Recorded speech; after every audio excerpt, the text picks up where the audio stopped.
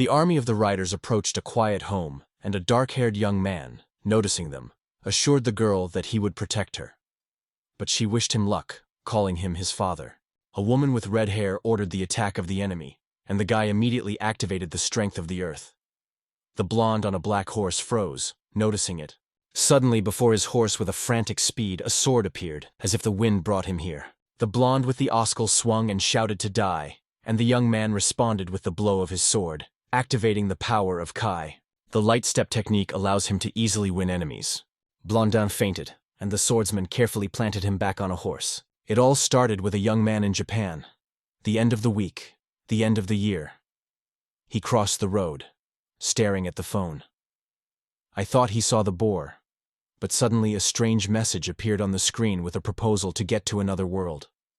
And he did not notice how the red light turned on.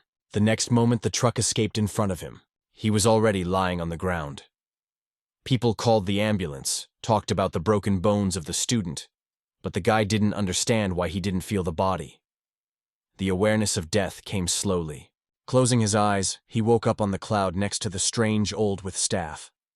Below it opened a view of the city. The old man pointed out Staffy and threatened, "If the young man fussed, we'll fall down." He was scared and asked not to beat him. The old man noticed that he behaved roughly and warned, "God stands in front of him." The young man just smiled crivo. He was not too surprised. He remembered his grandmother who said, "Never believe to one who calls himself God." The old man laughed. Once one such woman also called him. But everything came into place, the grandmother joked, and that was a real God. Accident? Perhaps. God sat down at the table and recognized. Everything happened because of his mistake. The young man did not immediately understand what it was about, but the old man asked his name. He called Sansui. It turned out that their names were very similar. God confused and accidentally extinguished the wrong candle of life. Apparently, it is time for him to retire. Smiling, the old man said he would stay here forever. And the guy guessed, it seems that he does not suffer because of it. To correct the mistake, God decided to give the boy a new life in another world. The new world captured a young man. It was the best end of his old life.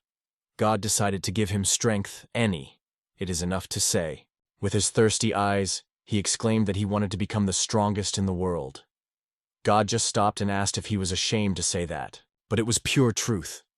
The young man dreamed of it since childhood, and God was forced to admit it. The old man wrote a letter and asked him to take it with him. After passing the envelope, he warned, one day he would meet the person whom he has to hand over the letter. She will become his teacher, though the hero did not understand anything. God said he would help him in the way to power, but the workout will be difficult. He will have to work on the verge of opportunities. He recalled the letter once again and said that time I would go to go. The hero only managed to shout, "Stop," as the earth dispersed under his feet. Sansua flew down, and God simply waved him for goodbye. He looked in a strange forest without any explanation. Only order. Give a letter to a stranger. Someone seems to be moving in front. He stopped. He shouted, hoping that he would be heard. But he did not notice how a young man watched with a tree with a serious look. The stranger came out of the shadow. Sansuya had a strange feeling, but he was glad to see someone from this world. The most amazing was that the guy stood on a thin branch and jumped down. He looked at Sansui with surprise, but decided that he did not look dangerous. He warned, "The nearest village, in 7 days, of course." But for some reason, Sansui immediately decided that before him, his future teacher. And the guy was only surprised to look at him, not understanding what it was about. Sansui was finally lost. But I decided to trust the fate, and simply handed the stranger. The envelope appeared in the envelope, and it was immediately interested in the guy. After reading the letter, his surprise changed to seriousness. He thought that the hero was crazy. He wanted to become the strongest. Probably God really wanted him to shake his soul from him. Now everything has gone into place.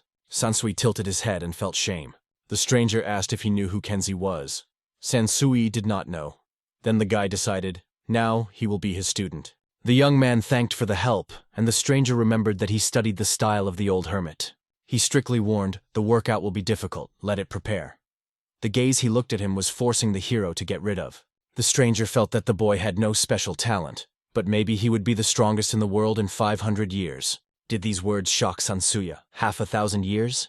He immediately thought that it would die for a long time. If there was a faster way to power. But the stranger smiled and assured, "There are no easy ways, but while he will train, he will live. 500 years will fly, and tears in the eyes of Sansuya. He only wanted a girl and a little power." The teacher smiled. "I have been studying for 1,000 years, and I haven't finished. Learning is eternal." Sansui fell on his knees. It was hard to believe it. Lightning Master jumped on the branches of trees, and Sansius hardly ran from the bottom. At this time, the teacher was in his hands a stick when he heard noise from the outside. It was Sansui, barely caught up with him. He was ashamed. He could not imagine how he jumps on the branches. But the master replied that he was using the technique of body relief, and he reassured, "Once, and Sansui will be able to master it." But the guy felt, once is not soon. The master stretched him a stick found recently and ordered it to be taken. Sansui thought it was a wooden sword or something like that. The teacher said that the workout would be simple. Every day, from dawn to the event, he should wave this sword. And so, without stopping, until they are stopped. Smiling, the master gave a sign to start and emphasized, "The most important thing is perseverance. Remember that," he said, "only so you will ever become the strongest." This is how the hero's 5-year training began. Life in the new world was tough. Master Sokoboka taught him from the first rays of the sun to the night. Then, a dream, and everything is again. The hero often starved, but eventually began to get used to it. The master explained, such as he, sages, have only so much force to live, they do not need food. Realizing that there was no choice, Sansui continued his daily training, mastering new knowledge daily, and he did not notice how many years flew for training. 500 years have passed, but somewhat remained unchanged. The distance between the student and the master still seemed boundless. It was when Sansui was aware of how much he could not. A stranger entered the forest. Sokoboka instantly moved to the thicket. For the first time since his arrival, someone dared to come here. 2 weeks passed as the wolves' attacks began, and the master decided that this boulder deserves punishment. But the heroes were late. They arrived, saw wolves to tear on pieces of a dead man. The master went down from the sky, scaring the pack. All this could be a fate. But Sansui noticed. A baby survived among the corpses. Tsuboka said, "On the contrary, it is an opportunity. Take it and educate it." The child came from the child's immortal energy. Sokoboka felt magic. She was not destined to become a sage, and it was not necessary. It can be raised among people, and Sansui agreed with the teacher. The teacher ordered the student to go to the human world to gain experience there as a sword and as a sage. It will be part of his path. 500 years of study, techniques transferred to Subak made it a real warrior. Now Sansui had to raise a child as his own, and he understood it perfectly. The master gave him everything he taught and confessed that he was proud of him.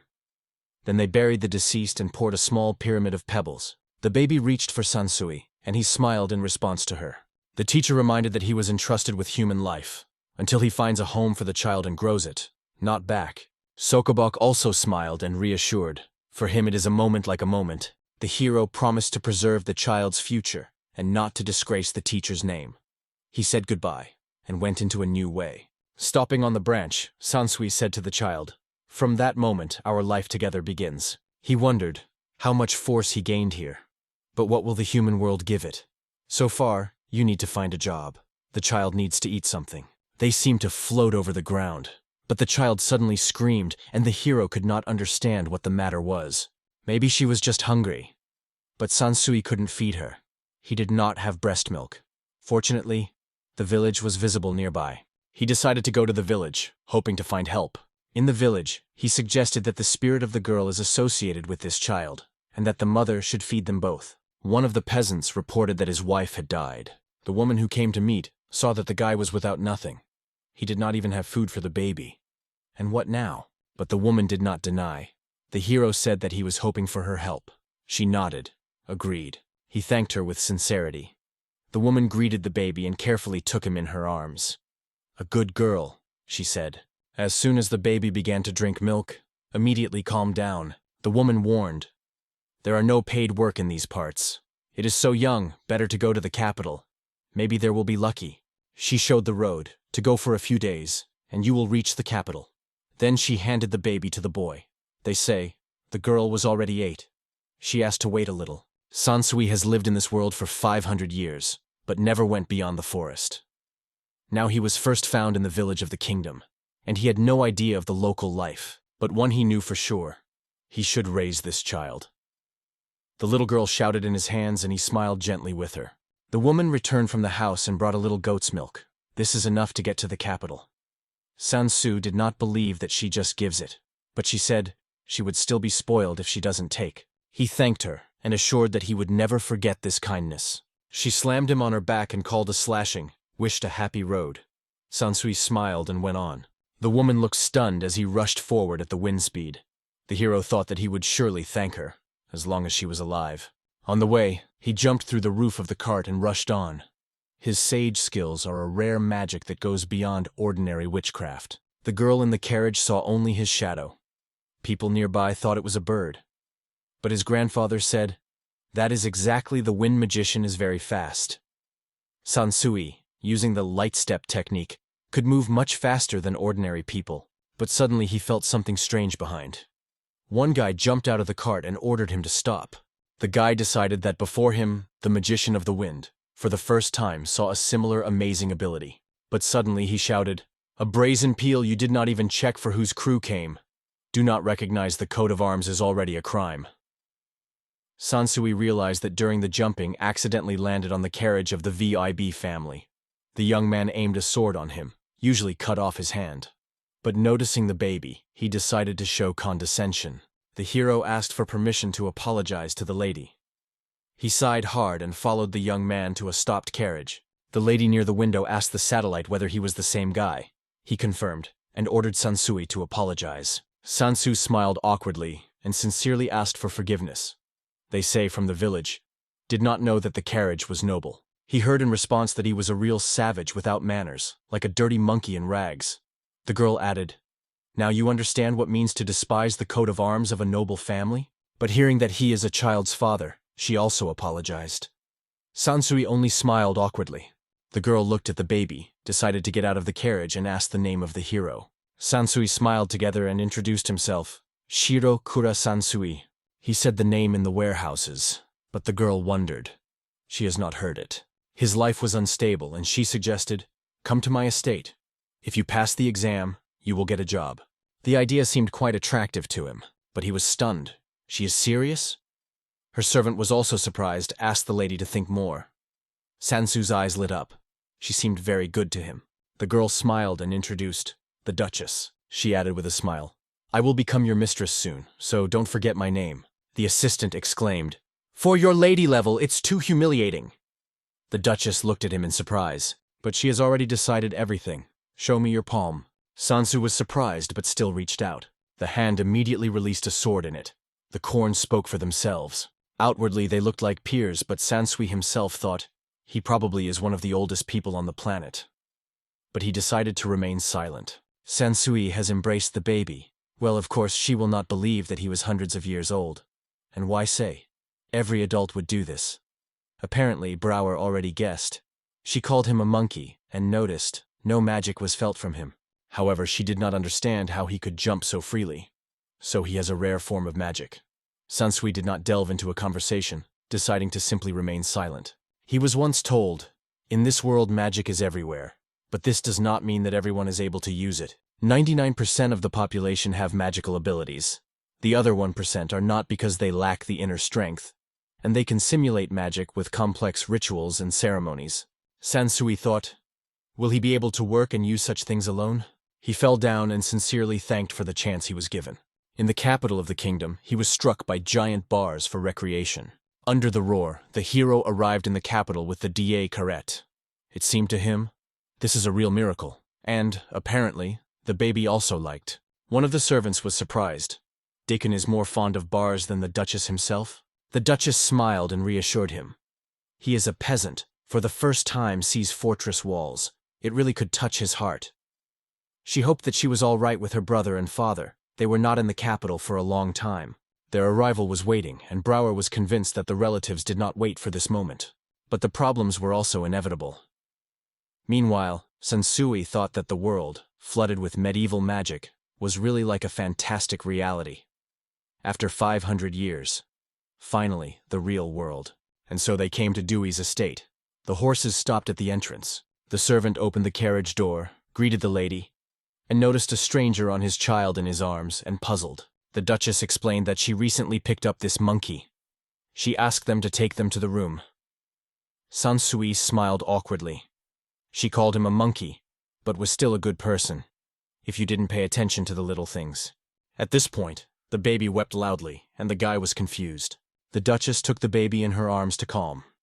Sansui decided that the girl was just getting wet and sincerely thanked for the help. Meanwhile, the father and brother of the Duchess warmly greeted her at home. She smiled and replied that a lot of time had passed.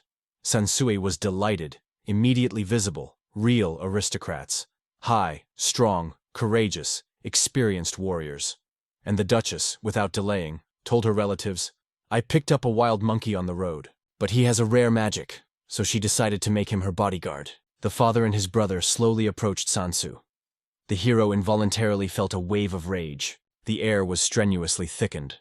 Sansui thought that it is not too late to escape. Dewey's older brother decided, once the guy encroached on his sister, so he was looking for death. The father also did not believe that some Kurotan wanted to defend her. Asked him to give him a moment. But instead of talking, they rushed to Sansui with sabers, shouting the insults. Sansui tried to stop them with words, but no one listened to him. Then he sighed and decided, otherwise he would not work. He took a stick and struck both on his head. After that he became discouraged and apologized, asked him to forgive him. He hit without thought, hoping that everything would do. Dewey's father was surprised, and the Duchess herself smiled, even exceeded her expectations. It seems that she really picked up not about Abney. Due to his father's cries, the child in the arms of the maid was even more frightened. The old man could not understand what Sansui was, and what he was. He was even interested. He addressed his daughter. "Explain why this Sansui will live in our estate." Dewey gladly agreed. The father looked at the boy strictly. "You stay here only through the child." In the end, it all ended with a duel between Sansui and the older brother of Dewey. As his father said, if he was targeting his daughter, he should be tested. The attack was unexpected, full of weapons, and the hero had to remember that his stick was not the best protection. The father was not going to cancel the promise of her daughter. He did not consider the guy a spy. It is too obvious. But if Sansui wants to stay, he must know how to fight. The old smile appeared on his face again. Sansui decided, he will do his best. But something suggested, the test was invented only to kill him. At this point, the maid asked the baby's name. Sansui realized that he had not yet called her, and decided she would be Rei. Rei said with tenderness that he was last when she sees him. Let him say goodbye to her dad properly. And he looked at the maid with gloom. It seems that she also understood everything.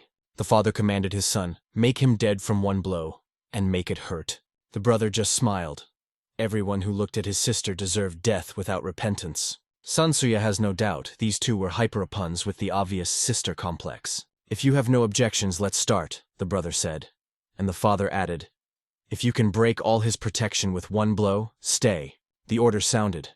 To kill a stranger. The brother rushed to Sansui with rage, shouting that death was waiting for anyone who would approach his dear sister. In his hands, the power of a burning soul. And Sansui stood calmly and was preparing for a blow. And then he struck. He lifted the stick up and applied the technique of a single balance. A powerful blow accurately hit the enemy helmet. Everyone has frozen. Dewey's brother, powerless, fell to the ground, and Sansui calmly addressed his father. One blow was enough, right? All views are on him. Dewey was upset. The San's too boring.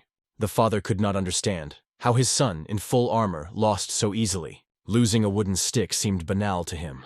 Brower thought, that sword was like a part of Sansuya. Fear swept away his father.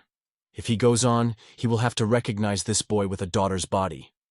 And he could not allow this. In despair, he tried to attack suddenly when Sansui had already relaxed. He wanted to hit a rapier, but Sansui said calmly, too slowly, and kissed him in his stomach. Dewey, all this was only fun. She sighed, looked at her father and said, what happened to you?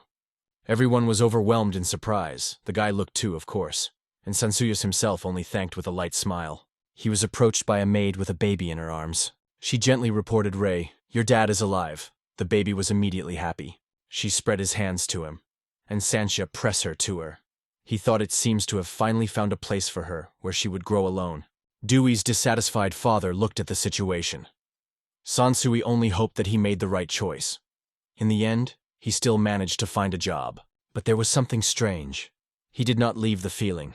This Dewey is not so ordinary lady. When he told her that hermiters were not burning in the fire, she was genuinely surprised. And she immediately tried to set him on fire. When he said that the deserters were not sinking, the reaction was the same, and she almost drowned him. Naturally. It was a self-righteous noble lady who did not suffer when she did not obey. And given her position, everything went from her hands. In the kingdom of Archon, behind the throne, stood 4 noble families, each of which had its own territory for management. It turned out that Dewey belonged to the noble family, the Spade family. Her father was the head of the family, and her brother was her personal guard, who never descended her eyes. Her narcissistic pranks could not stop, and Sansu at this time just lived in her estate in the rain. The Spade family cared for a daughter, and people like him should not be part of this world. However, it was this family that grew a real lady from the girl. One day, reading the book, the Rhine noticed Sansui and waved his hand. He smiled and thought, I am only on the sword and we can be able to wave. He could not imagine a better place for her upbringing. Miss Dewey has sincerely tied to the Rhine, the girl in which they once doubted, grew up in her eyes. She has become a wonderful swordfish, always taught to the maximum. Active, hard-working but friendly and sincere. And one day, when Dewey's brother returned with Arcadia's army to regain his honor, he called Sansuya back on the battlefield. What happened afterwards, it is better not to mention. And so, as if it had flew. It has been 5 years since Sansui and the Rhine settled in the estate. Sansui just met the equestrian near the estate, helping the man with luggage. At this point, the Rhine ran to meet, happily giving her father. She had fun that he made her wait and asked if everything was ready. He nodded back. Dewey came out of the estate. She stated that she was tired of living with her parents, and finally time to move to the Royal Academy. In the carriage, they admired landscapes. Dewey asked Brower, how many else before the academy? He replied that they would stop at night on the road, and they would come tomorrow afternoon. But Dewey worried. And suddenly hooligans will appear on the road? Someone mentioned the bandit den in the mountains nearby. Dewey's eyes immediately lit up. She thought it was very interesting. Due to possible ambush, Brower asked everyone to stay in a carriage, but Dewey did not think to listen to him. She fled the house because of boredom, and here she is also ordered to sit humble, not in her style. The Rhine was worried about whether everything would be fine. Dewey smiled and assured, don't worry, her father and Brower are very strong. Brower only glanced gloomy. The girl again made demands. The Rhine did not complain, but the anxiety in her eyes gave her with her head. Brower knew that he and Sansui himself is not a problem, but if he was ambushed, it would be difficult. And although he merged, they could not go further. There was a lake. They traveled for a long time, hiding deeper into the mountains. The Rhine looked out of the window, fearing more. She pressed to Sansui, and he just smiled. He understood her fear well. Suddenly he felt enemies were already here. He looked at Brower. He asked about the quantity. He replied, about 20. Dewey hugged the Rhine and said she would stay with her. Brower stated that it remains to protect the girls here, and she will understand the bandits. She ordered to stop the response. Sansui asked everyone to stay inside and close the door. The carriage stopped immediately. Once Brower and Sansui came out, armed bandits began to emerge from the darkness of the forest on all sides. They looked like declined mercenaries. One of them thought, who surprised us so much? It seemed to them that they were light prey. Sansuya noted that their equipment is old, and they themselves are very hungry. Someone mockingly stated, courage is on the verge of stupidity, and rushed forward, despite the name Spid. But the girl raised the rapier and introduced, Knight of the kind of Spade, Brower. Then she activated the technique of sliding wind, and rejected the opponent's back. The bandits were surprised. They did not expect that she was also a magician. One shouted, don't let her use the spell. But Brower was just angry. Who will touch at least the hair of the kind of Spade? So death. She jumped into the air. The bandits have frozen. She is also able to fly? Even among the magicians, it is an extreme rarity. But she looked like a baby. The bandits were lost. The girl created an air wave and knocked half the enemies off her feet. Those who hid from the wind decided to break into the carriage, to steal the girls. But Sansui became on their way. He introduced himself. Sieg Shirokuro Sansuyu. Next, not to go. But the bandits threatened, get out or die. Sansui used the technique of sword eye, and struck the nearest bandit right in the head. The attackers looked at him in confusion. They did not understand what had happened. But the next moment he was behind the other, grabbed his head and activated the power of Kai. The crackling bandit crashed into a tree. Brower exclaimed, "Against my wind you are nothing." In a few minutes, all the bandits lay without consciousness. "We coped," Lady said. "No enemy fled." Dewey smiled. Brower, as always spectacular. Sansui, simple. It was dark, and she did not see everything properly. Brower apologized, and Sansui thought, gone again. This was a little disappointed by Dewey, but she threw, "Sit in a carriage, let's go," and they went on. The Rhine reassured itself. All is well. These two dealt with the scoundrels. Sansui only thought that it would be good if at least sometimes she was as good and to him with Brower. The next day they arrived at the Royal Academy of Archon, the most prestigious institution in the country. Sansui was amazed. She exceeded all his expectations. Dewey asked Sansui. He replied that he should look closer. He felt a powerful magical aura. But the Rhine said that she liked the lady's estate more. The doors of the academy solemnly opened. Dewey grunted. For the daughter of one of the 4 great genera, looks boring. But at their meeting was a great sage figure, the director of the academy. She smiled and said that it would be enough for a self-righteous princess. Sansui wanted to turn to her as a magician and, she stated, "Better call me a director. The title of the magician reminds me how long I live." Everyone bowed and agreed. Now they were under her care. Dewey asked for support. The director laughed. Interesting what their school will teach, what the nobility could not be able to teach. Sansui thought that these two got along very well. The teacher added that there are many talented here, so she is already beginning to miss. And though she is old, this world has something to surprise. She has already heard that Dewey's guard had the art of the sage, a rare ability she even knew. She asked Sansuya to show it to the students, to make a show. Dewey looked at him wary, and Sansui thought, it will be problematic. After 500 years of training, he only mastered the initial technique of the sage. The first one is the light step, which reduced the weight of everything to touch. He reduced the weight of his sword, and he suddenly turned him away.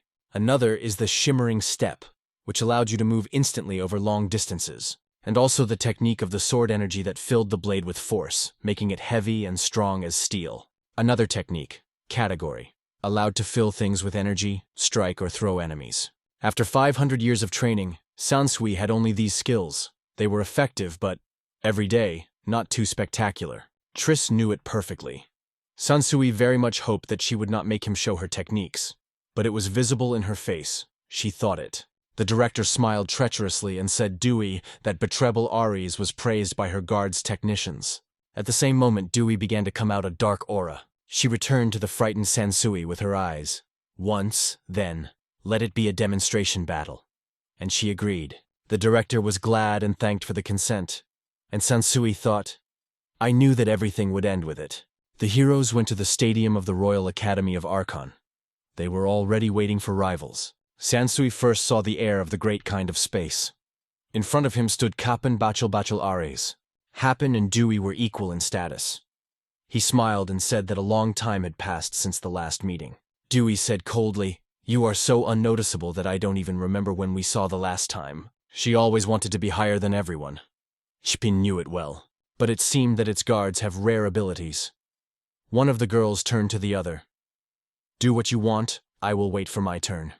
The other, lower by height, also politely apologized and followed her. Sansui felt that these two were not set to fight, but he was more disturbed by another guy, Japanese opposite. He wore a synthetic jacket and high boots.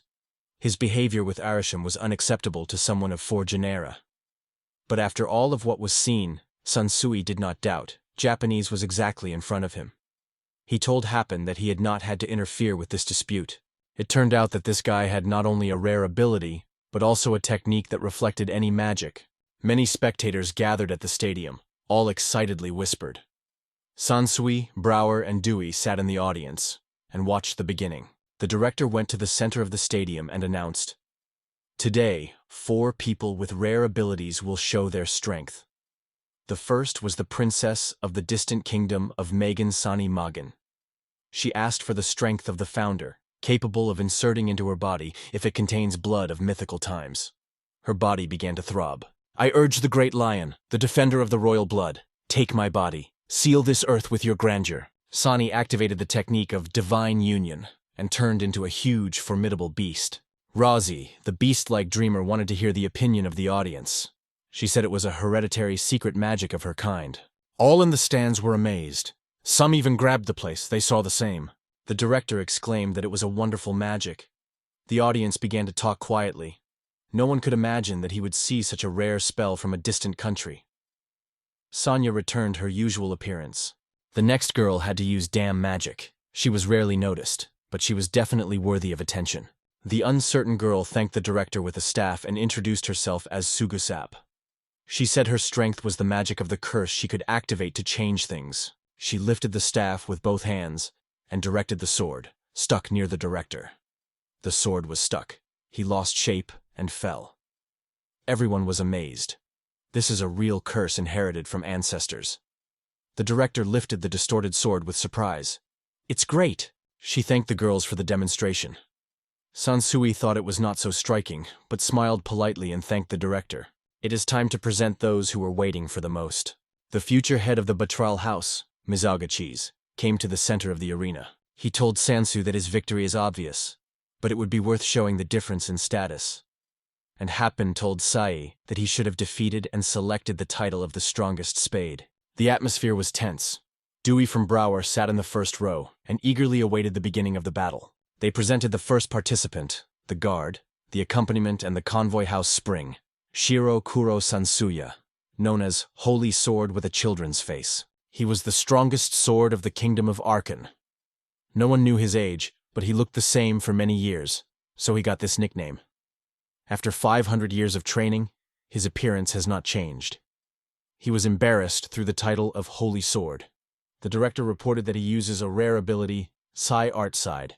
The audience began to whisper again. Today's demonstration fight is at the request of Lady Dewey Spade. On the other side of the arena, Mizauga Cheese, the bride of Hapane Batral, and the future head of the House Batral. Sansuya appeared Nostalgia. Previous rivals, Megan and Sugus AP, were also engaged to him. The commentator called it true youth, but Sansui thought it was already a straight garden path. Sega used the magic of support. For students, this was the first time to see a defender in a real battle. The director asked to look more closely. Support magic allowed SEO to heal wounds, create magical walls and armor.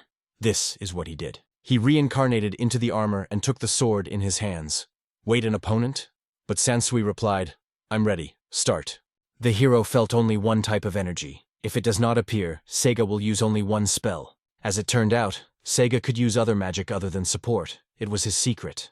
Sansui thought, okay, fight at least as a regular defender. But behind the sword, it was visible. A newcomer. Hold the weapon inept. And his armor looked completely unreliable.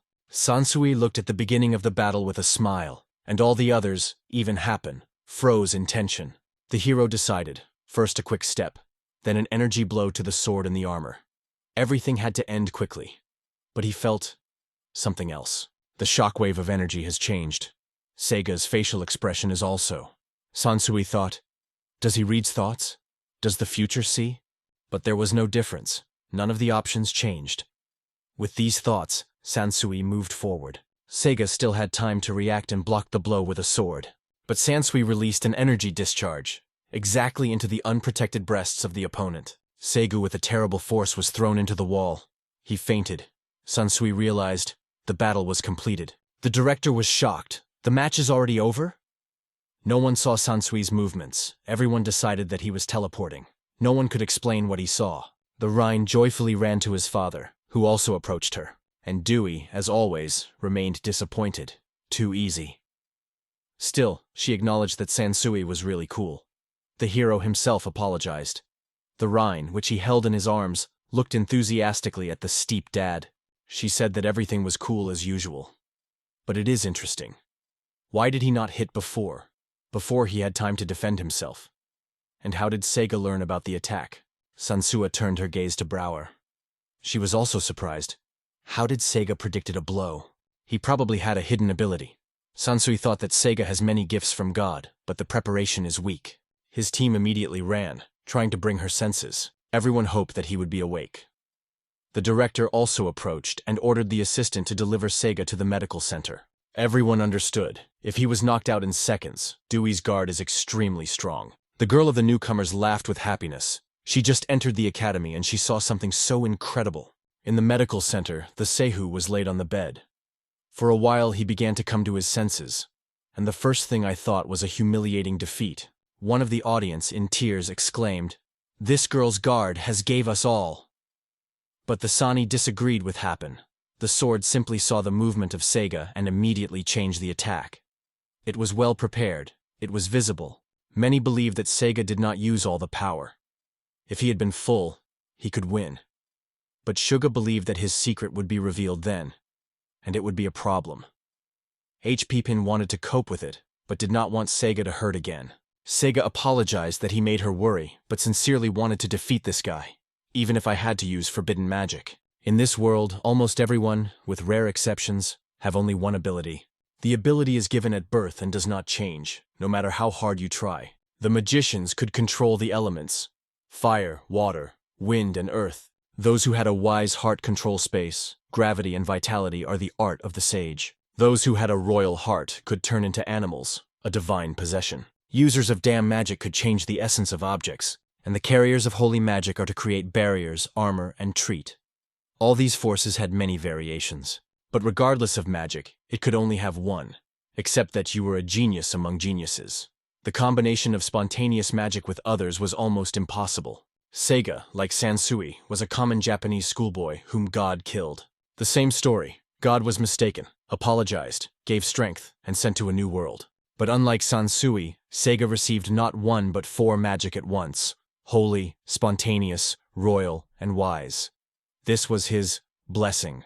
He possessed fiery magic, holy armor, and the techniques of divine treatment, and even the magic mentioned only in ancient texts, the ability to bend time and see the future.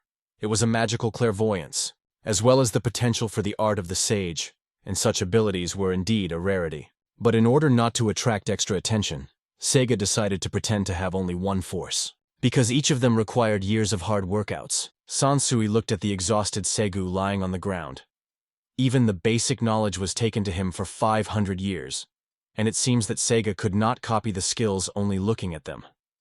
Dewey finally said, "It is enough about this Lucky." All were shocked. Seiga lost again, even having many abilities. And the girls thought, Sansuyu beats as usual, quickly and straight. They saw that Seiga relied too much on his speed and abilities. And the next day Sansuya for a second battle. He fascinated the sword with fire, created holy armor, and strengthened himself with the power of the divine ruler. But he overestimated everything, both protection and speed. He rushed at the hero with his sword raised, and Sansuyu immediately read his intentions and hit his torso. The armor cracked. Seiga fainted again. Dewey confessed that when he started using not only holy magic, she had hope. But it was still a shame. She said it was a waste of time, and suggested returning to the academy. Behind remained confused girls who tried to bring Seiga to their senses. She returned to Sansuya. "Even if the enemy is weak, you should have entertained me. Otherwise, which one of you is?" He just apologized silently. Dewey looked at him in surprise. She could not believe. She did not understand that the Rhine could find it. But it reminded her of something important. From the first meeting, the hero did not change at all. By the way, he was several years older than them. Sansui looked at Dewey with surprise. She suspected him. But a few years, it's still a gentle. She has noticed for a long time, there is no blood connection between him and the Rhine, and there is no similarity. So I wonder, does he have a woman he likes? He just spread his hands. It's not. But he could not say that he was a 500-year-old sage. Dewey decided that he probably, with his stone face, he dreams of something sensual and extravagant. Sansui did not understand what she was about.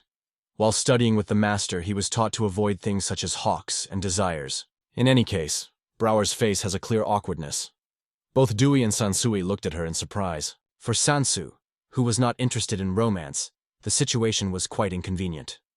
The boys also did not expect such a reaction from Brower himself. Meanwhile, Seiga came to her senses, saw Sansuya, and his fist clenched from rage. A few months have passed since Dewey's arrival at the academy. Once the director gave a lecture in the office for students. She explained that with the help of holy magic, it is possible to create armor to protect the body. Sansui said nothing, thinking that Dewey will get tired quickly.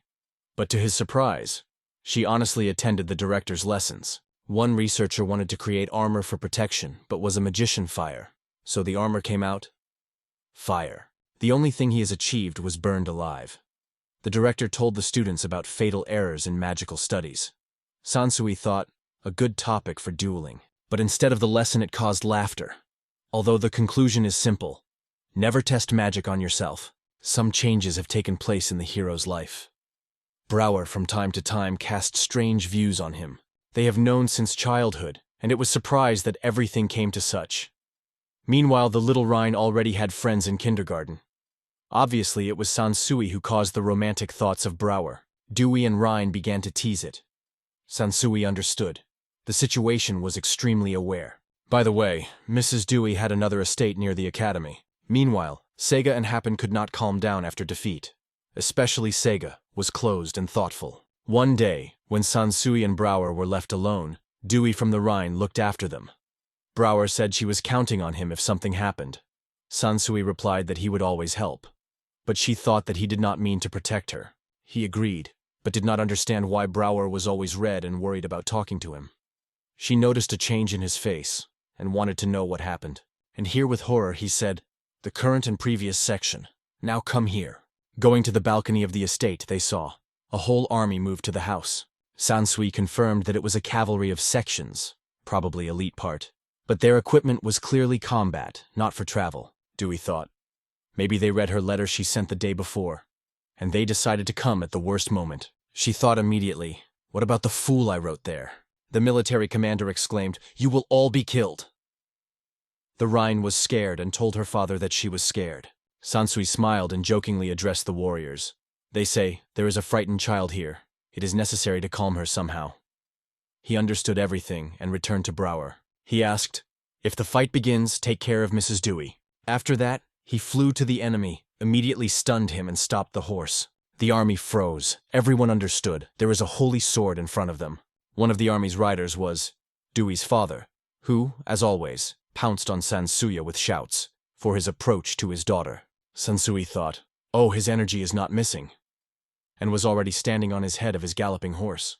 Dewey's father did not have time to say anything because he got a slight blow to the head of the sword. Sansuyu delicately put him back into the saddle. The soldiers apologized for raising anxiety, but Sansui replied that everything was fine. They were worried about Mrs. Dewey after all. Those stopped. They thought that they were guilty. The soldiers decided to extend the way to Dewey's estate, and Sansui wished them not to rush. Dewey was ashamed. She has almost not fulfilled the duties of the hostess lately. Sansui just smiled. Don't worry. He was a little strange to say it, but he really paid too much attention to her. Earlier, before I became a sage, I would be in the seventh sky. Meanwhile, Sega was riding in a carriage. His sword said, don't worry, I am the strongest divine sword, nearby. Sega smiled and replied, true. Well then, together, and we'll be broken. The army reached Brower and the estate itself. They bowed to the heroes and went back. Dewey's father and brother stayed in the house to drink tea with Sansui and the company. The older brother said, she has some enemies. They could not call themselves guards unless they could protect such a sweet sister. But the father summed up, they passed this unexpected exam. They confessed that they regret a little, but they would still like them to be more ashamed. All the knights left the room immediately. They realized that they had arrived almost in vain. The father again addressed his daughter. In case of what? And put an envelope on a table with a loud boy. Dewey seems to have already guessed the topic. She just smiled. The letter was written. They were allegedly married in words and should give birth. Brower. She was shocked and blushed. And the father added his opinion. It is too early for such topics. The brother supported his father. I agree completely. And the Rhine looked at Sansuya. Nothing clear. They turned out to be talking about Brower and Sansuya's wedding. Dewey's brother wanted to even arrange a good position to get married to his daughter of a noble family. Dewey's father could not agree with the marriage of his daughter with Sansui, and among all her whims he categorically rejected this idea. Could Dewey freely choose anyone for marriage? But another question was raised in the letter, which seemed a sharp change in the topic of conversation. The father wanted to know about the groom of the betrothal, whether he really was able to use magic. They already knew that he possessed holy magic, spontaneous and divine consolation. It was a real threat for Duayen's father. Dewey's older brother understood why Batrel decided to accept Sansuya, but Sega still could not compare him. Duena's mother said she was. Her guard does not lose any luck. Of course, the children's face and the holy sword are the strongest sword. The older brother believed that the power of Sansui raised their status. Sansui thought that compared to the Subak master, he was just an amateur. An awkward pause came when his father thought about every word of the hero about the master. They knew. The Imperial Guard could touch Sansuya. And if his teacher is even stronger, who is he? The older brother also understood that the hero needed a mentor, but he could not imagine him.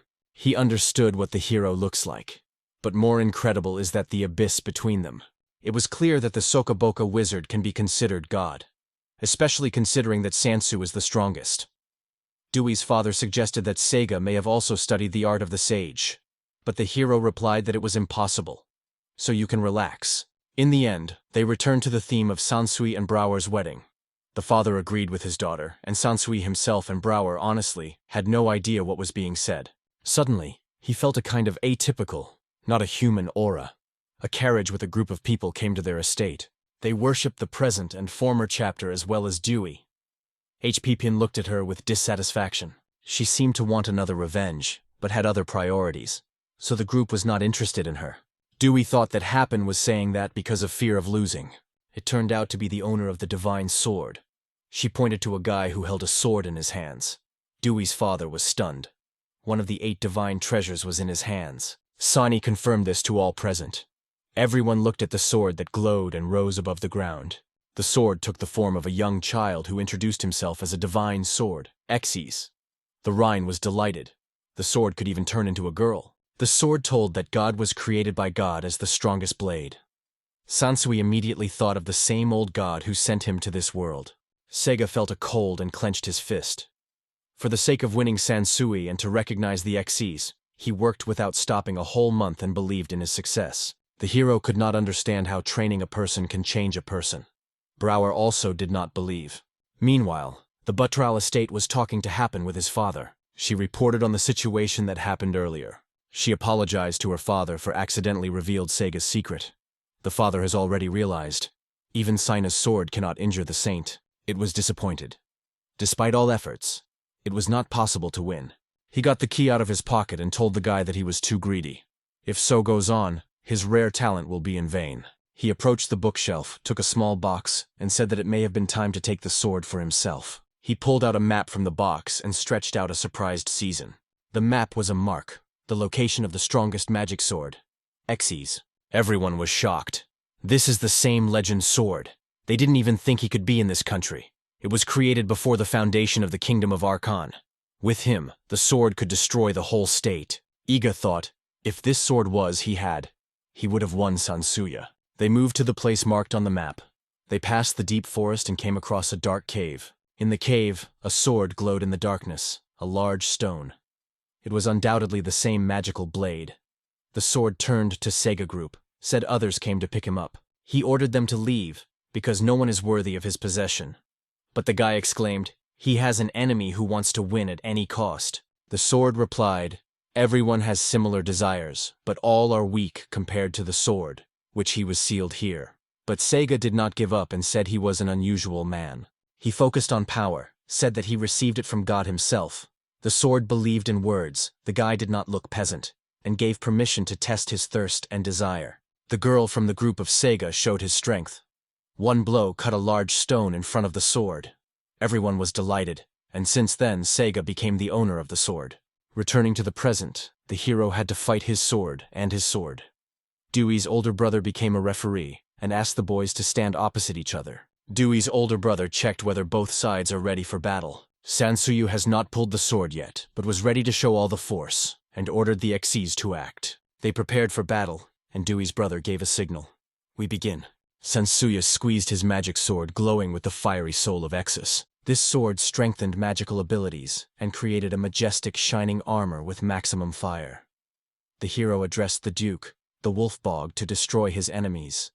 With these words, he activated divine possession and turned into a beast. Dewey's eldest brother was stunned by Sega's power. His attack, protection, and physical abilities have increased. Sega became noticeably stronger. and his magical prediction also improved. He now saw a few seconds forward and decided to attack. In the form of a wolf, Seiga used the rock cater technique, a cutting blade.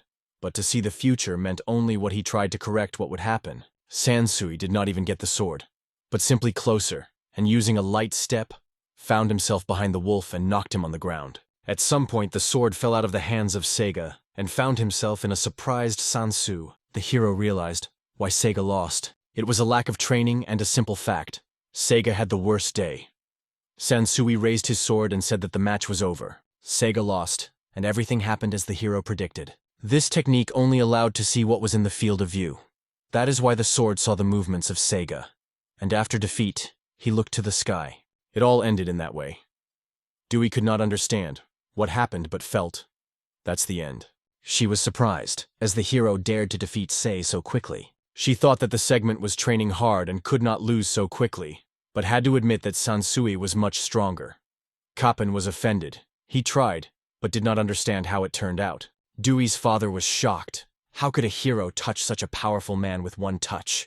He couldn't believe his eyes. He felt the girls of Seiga's family look at him with fear. He used to think that Sansui was hiding his strength, and now he realized he was stronger than he thought. Seiga remained confused, but someone could remember everything that had happened. The performance and perfection of movements could only be one. The magical sword recognized it. The ex-Issei could not believe and suggested that the hero was a Sokoboka student. It looked like Sansu was surprised by the words of the sword. Of course he was curious. How could the sword know about his teacher? The magical sword, in the form of wild images, sighed and said that Tsuboka left him to take the place of God. And thanks to the movements, the sword knew, sang his student. Sansu did not understand the meaning of these words, and did not know that Seoboku could be God. He looked thoughtfully, and all around were amazed. The sword belonged to the head of the kind. Its previous owner lived long before the kingdom was founded. Sansui thought about his teacher and looked at his brother. The history of the kingdom was long, and it is unlikely that the ancient owner of the sword is still alive. Someone suggested that the Sobaka could be a descendant of that kind. But the sword exclaimed, "It is impossible." After all, Sokoboka was a hermit. Sansui was surprised again and could not believe. He remembered the moment when Sokoboka brought him into the dark cave and left in the stone when he apologizing. Then the guy wanted to become the strongest and not depend on anyone. With these words, he plunged the sword in a stone. The Exes asked him to stop, but Tsuboka went. The sword cried and pleaded Tsuboka to return. Everyone looked at the sword, impressed and silent. Sansui explained that a hermit could live for 1,000 years, and that struck everyone. The sword asked the Tsuboku student to answer his questions. Monroe never heard of Sokoku's sword, but acknowledged that his teacher could be the same man. Someone began to guess, and asked Sansuya to give a clear answer. They asked about his real age, but Sansui confessed he does not remember him exactly. Sansui remembered the times of Subak apprenticeship. He did not even notice how the old-school uniform became his master's clothing. He replied that he had been training with the master for about 500 years. This news shocked all those present, even Ase, who just came to her senses. The Dewey's elders and Sansui entered the room. The girl told the boy that she was betraying. After all, the hero hid important information from them. But the older brother asked the sister to calm down. This cannot be called a clean lie. They were 5 years old and trusted, but it was unexpected, and it's hard to accept it. In the end, they will allow him to tell everything. They will not require evidence, but simply believe. Sansui realized there is no point in hiding. He told everything as it was. Hao was born in another world, as God mistakenly killed him. As he became the main student of Sokoboka at the will of the gods, he trained 500 years, and what happened recently. He told about the forest and how he found the Rhine. It was difficult, but the girl just squeezed his cams. The older brother saw how difficult it was for them and thanked for their honesty. The father also believed, not through the words, but through the behavior and power that the hero showed.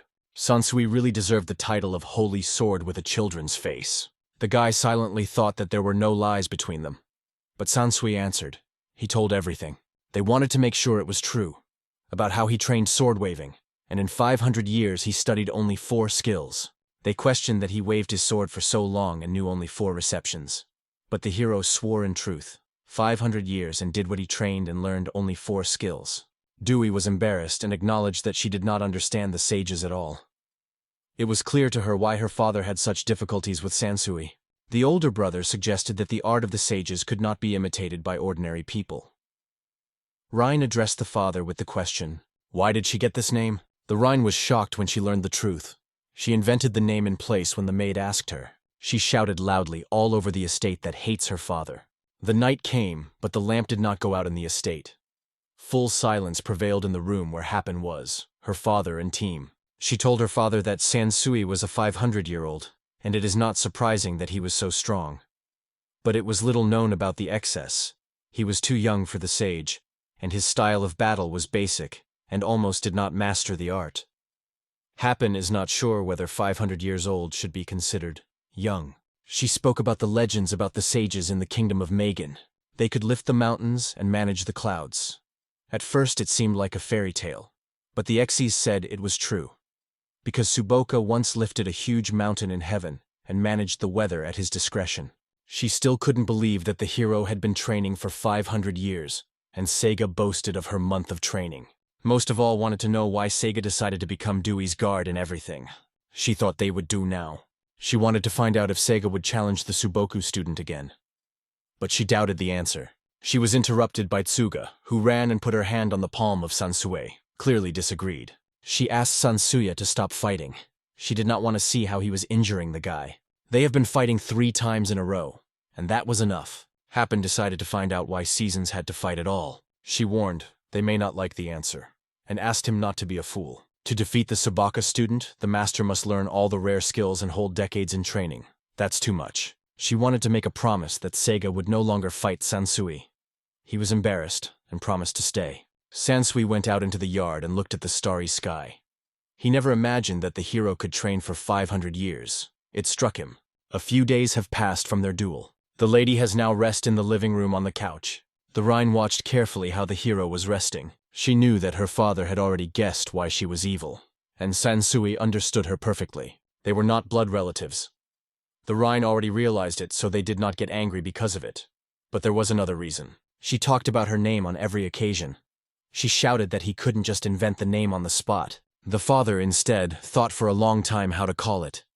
The hero kneeling and sincerely apologized, but the girl still liked the new name. Dewey smiled with irony, looking at it. Someone knocked on the door and asked about Dewey. It was a Happen who wanted to joke a little with a girl. Everyone decided to go to bed unanimously, but wanted to call Sansi for another match. The whole group Hepipin entered the room, bowed to the heroes, and admitted its defeat. She just waved her hand and said she lost nothing more in a row. She was glad that he was only discussing it now. Seiga was ready to give up, although it was clearly not satisfied. But he could do nothing more. She answered the boy that the ability to give up was also a sign of growth. He agreed with her. In addition, because of his stupid actions, they had many problems. Then they wanted to find out what they really want. They just couldn't believe he could lose and wanted to defeat Sansui at any cost. The girl considered it stupidity, and Seiga agreed with her. He surprised his group with news, which will now use forces only to protect everyone. The hero thought he was trying to say something cool. But if his attack had hit before, there would be no trace of him. It was a strange fate for the legendary sword, which he found. After all, it turned out to be the same sword that belonged to his master. Someone suggested changing the topic and confessing that he had mixed feelings about the Tsuboku student who serves the common man. It was suggested that Sokoboka had never worked for someone, and it was true. No one could even imagine what his master was in his youth. Suddenly, Dewey began to glow. She really wanted to find out what a person he was. She thought and said that she did not want to discuss it with the current master, but she was persistently advised to tell. The master was an extremely vain and ambitious man. His character did not allow to serve someone else. The surrounding people could not understand where he had such a refusal to talk about the master. Meanwhile, Sansui continued the story, although no one knew how many countries were destroyed after he called the wizard's anger. The master also showed his character in other actions. He could cause volcanic eruption. While the Xyz proudly talked about him, no one noticed a mysterious figure that he was quietly sneaking to the door. Goku destroyed the land, developing his skills. Sansui felt anxious, thinking about how many madness his master made. The Rhine was delighted. Her father was a student of such a mighty man. She did not know how to treat the last master. But if the Rhine was pleased, it was the main thing. Sansui was interested. How his mentor now lives. Meanwhile, mysterious people came to the alleged graves in the forest. They wished it to be named. Looking at the grave, they looked carefully. At this point, the dark-haired guy came quietly and turned to them. He said that the robbery of the graves is not good. In the woods, they met a guy in Sansuyevsky's clothes. The strangers immediately pulled the knives, but Suboka spread his hands and asked to calm down. After all, they probably pulled out the weapon, not just. The guy suggested that they were interested in learning about the person lying in the grave. His words were interested in strangers, and they stopped. Sokoboka continued. About 5 years ago, a woman with a baby of gray hair came here. She was attacked by wolves, and they did not have time to save. So, he buried her here. They wanted to know what happened to a gray-haired child. The guy smiled and answered. His student took her with him. It is probably now raised in the human world. At least not in this forest. People in the hoods cast their gaze at each other, then silently returned to the forest. Goku was glad that they were not asked for anything extra. He himself could not guess what they needed. This story was already about his student, and Subakok was curious about Sansuya. A girl with white hair entered the office of a woman and reported that they did not find any information about the hero. Nowhere there is no hint of his identity. This blonde girl was the first princess of the secret kingdom of Arkansas. The director of the academy smiled and said that the princess knew about rumors. They as a bank with butterflies. They fly out. And everywhere. They began to talk about Shirakuro Sansuya, a sword, who is over 500 years old. The princess held a document in her hands and confessed that it was hard to believe. But knowing his strength, everything becomes clear. It was said that Seigak's master was also very strong, but could not defeat Sansuya, and this was confirmed by their assumptions. He may have been stronger than the royal guard, but could still become stronger. The princess looked out the window at the sky and thought that the royal family could not afford to lag behind. They need to find powerful support, someone like Betrel Sakes. The director said they needed someone with strength and abilities, someone who can compete with Sansui, more precisely, with his lightning sword. In the meantime, Dewey looked at the hero again. She believed that he was older than them, but not 500 years old. When the cart moved on, it was time for the lady. The hero sincerely apologized that he hid the truth. Dewey decided that now the situation with Brow should be rethinking. She could not imagine that Brow would marry a 500-year-old elder. It didn't matter for the hero. He would look like 10 and 20 years. She thought that it would be if they got married. After all, Sega was also engaged in Happen. The girl hid her face and decided to postpone this conversation. She decided that now it is not time to think about the marriage of Sansui and Brow. After all, she also needs to find someone, appropriate in appearance and kind, someone with such character traits so as not to make it. Someone who could get her father and older brother. But the hero doubted that they would find such a person. When the characters were in the room, someone knocked on the estate. It was a knight who apologized and introduced himself to the Caputo family. He asked to talk to Mrs. Dewey Sapa and find out if she was free. He had an urgent message, a sealed letter. Dewey became interested that the Caputo family wanted from her, and allowed the knight to enter. The knight stood on his knee and handed the girl a letter. He said that his mistress of Capituta Palette wrote him in a hurry.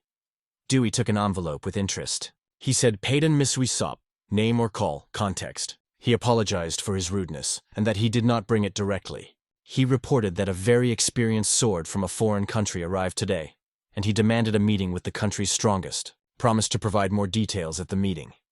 The ladies were asked to invite Sasiro Kudu Sansuya. Only the holy sword with a children's face, Sansui, could defeat him. No one else. The letter was signed by Palette of Caputo. The Betrel and Sopai families were one of the 4 large aristocratic families. Dewey thought it was atypical. She made sure whether the messenger understood the content of the message, and the knight confirmed. She wondered about a strange sword from another country. Is he really good and young? The knight was surprised, but replied that young and attractive. He also added that he behaved sophisticated and probably from a noble family. He was so strong that only the son of such a person could defeat him. A beautiful, educated man. Dewey was sure. Only this person is worthy of it. She got up sharply and told the boys going to the Caprigan. The heroes moved to the territory of Cabbage. Walking through the city, Sansui noticed many homeless people and poor people. The soldier who accompanied them apologized for his care. They just arrived, but the mistress of the palace wanted to accept them, and the knight suggested to hold Sansuya to her. It was very late, but Mrs. Dewey had no groom. The girl could have married a long time if not 2 of these perverts. They would not allow her to get. The hero seemed that even without them she had never shown any interest in men. Did you decide to ask Bravak? Do not this hostess like this new sword? It was also interested in Brava. She was sure that the guy had her reason to appear here. We looked at the girls. The thought was right, and it didn't look like everything could have happened so easy. Meanwhile, the group has moved deeper into the city. The heroes have noticed a considerable cluster of people. Dewey became interesting what happens. It looks like a fight. But why so many people here?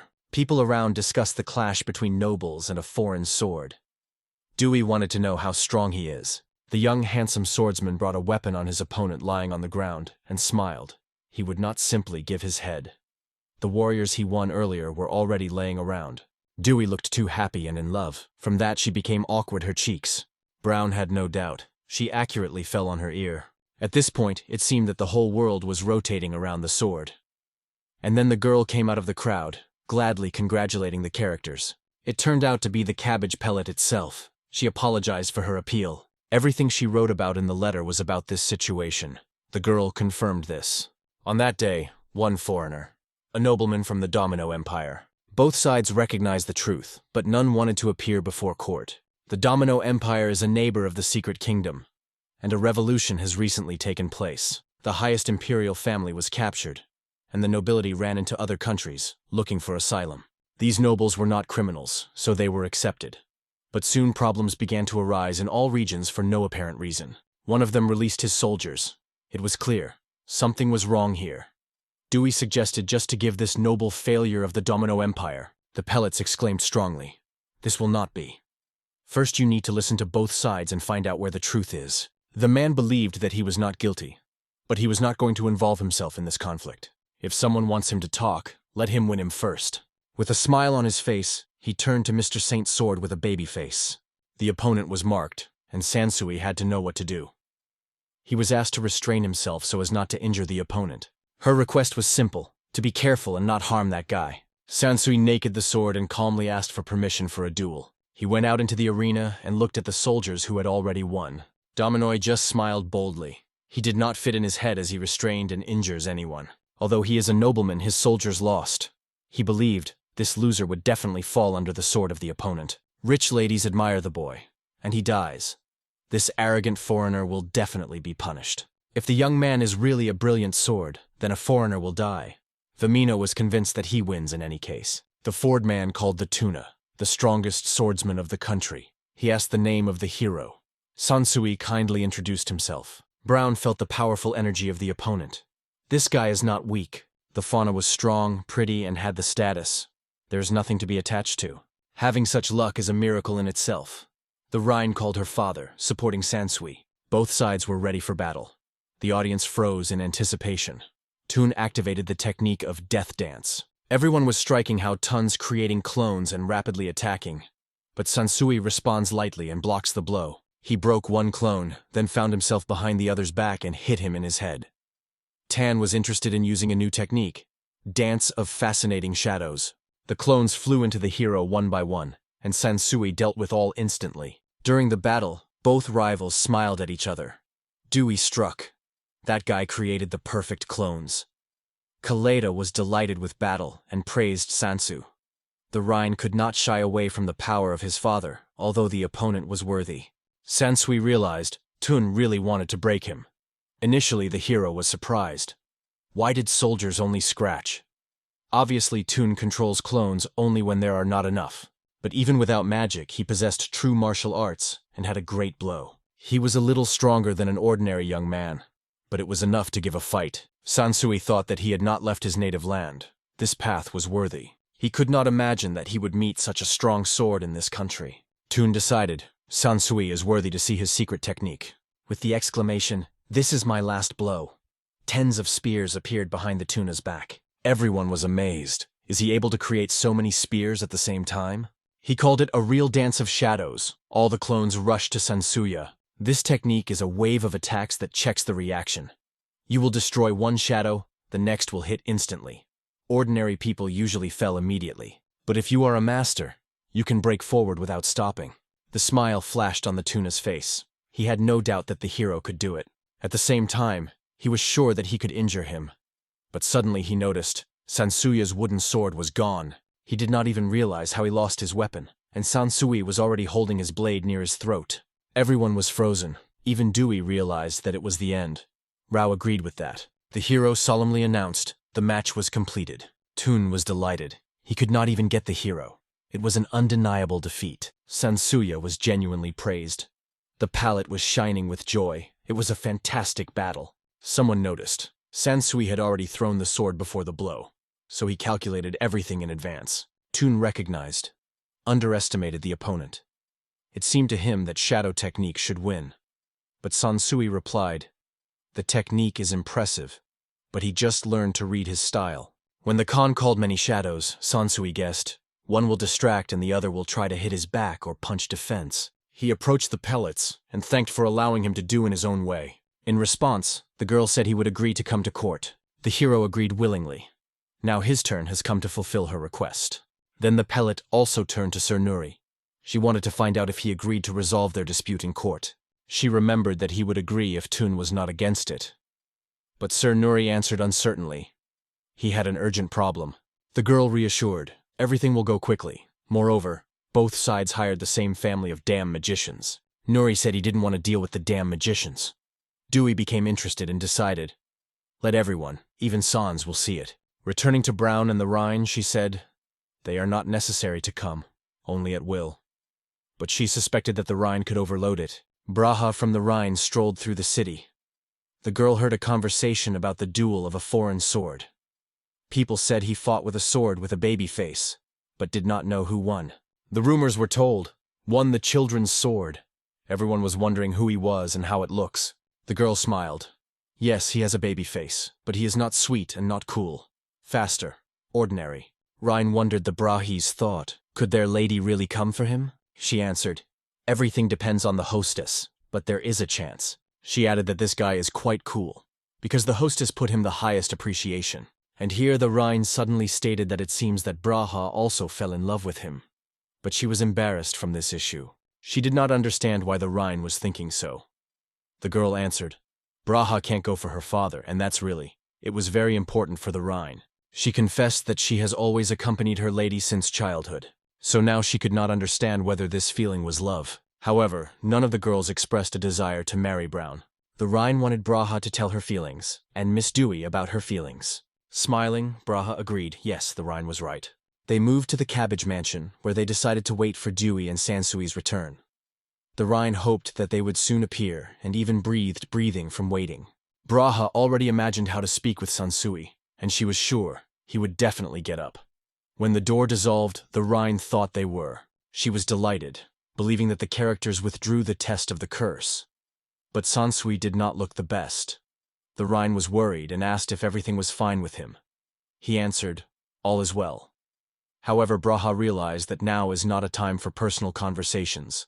The guy said, during the court used a curse that turns liars into a stone, and it was thanks to him that we managed to find out all the truth. It turned out that Nuri actually planned to rape the girl. Toon tried to stop it, which was why there was a conflict between them. Rao was not surprised. In his soul felt that the case was unclean. The quarrel came to the point that Toon had set a sword on Nuri. When Nuri shouted and blamed the opponent, he actually blamed himself. And his face was invaluable at that moment. In order to protect the inhabitants of the Caputo territory, the court was held through a magical curtain that opens the truth. The Palad apologized to the Tuna and bowed.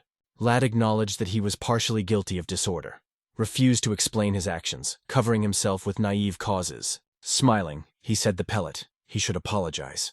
Testing magical curse has become a valuable experience, and best of all, to see this parasite pleads guilty, there is nothing to worry about. The way Sansui behaved in this situation made a strong impression. He did not look pathetic, and it fascinated Dewey even more. She saw that the child holy swordsman and Tun was sincerely acknowledged he was in love with his martial skills. Tun dropped in front of the hero and begged him to the students. Sansui felt uncomfortable. He did not even know if he could teach. But for some reason, Tun was sure of it. Thoi suggested that he settle in her estate. The young man solemnly introduced the full name, the tone of the image, and stated that he would look forward to the opportunity to serve them. He apologized and asked if the name Suna was familiar with and whether it was important to him. Sansui replied stunningly, "Is the name of his younger sister." He immediately asked where they knew him. Hearing this, Dewey was already frightened. All the names were reduced to some mysterious Sega and Heapin. Sansui was no less shocked when he learned that his little sister was already engaged. He stood sharply from the table. It was unacceptable. You must check everything immediately. Even if Paladin did not know about it, impose a curse on the prince of another state. Too much. It is impossible to send him without apology. He refused to leave the case and said the pellet. He should find out the truth as soon as possible. Asked to understand him. Sansu also was a little worried and decided to go with them. It really was in the interests of Tuna. The pellet has sincerely apologized for the situation. The girls thanked the care, so they learned that Toon was a prince, and therefore, there were no problems with origin for Dewey. For Dewey, it was a blow. To be related to Heapin, incredible. Sansu was also surprised how the girl could have been so negligently talking about him. The characters sat in a carriage, and the pellets, escorting them, expressed his hope to see again. They headed to the estate where the Tuna's sister lived. Toon himself could not imagine that his sister would create problems with the secret kingdom, but he could not deny. Everything looked at her.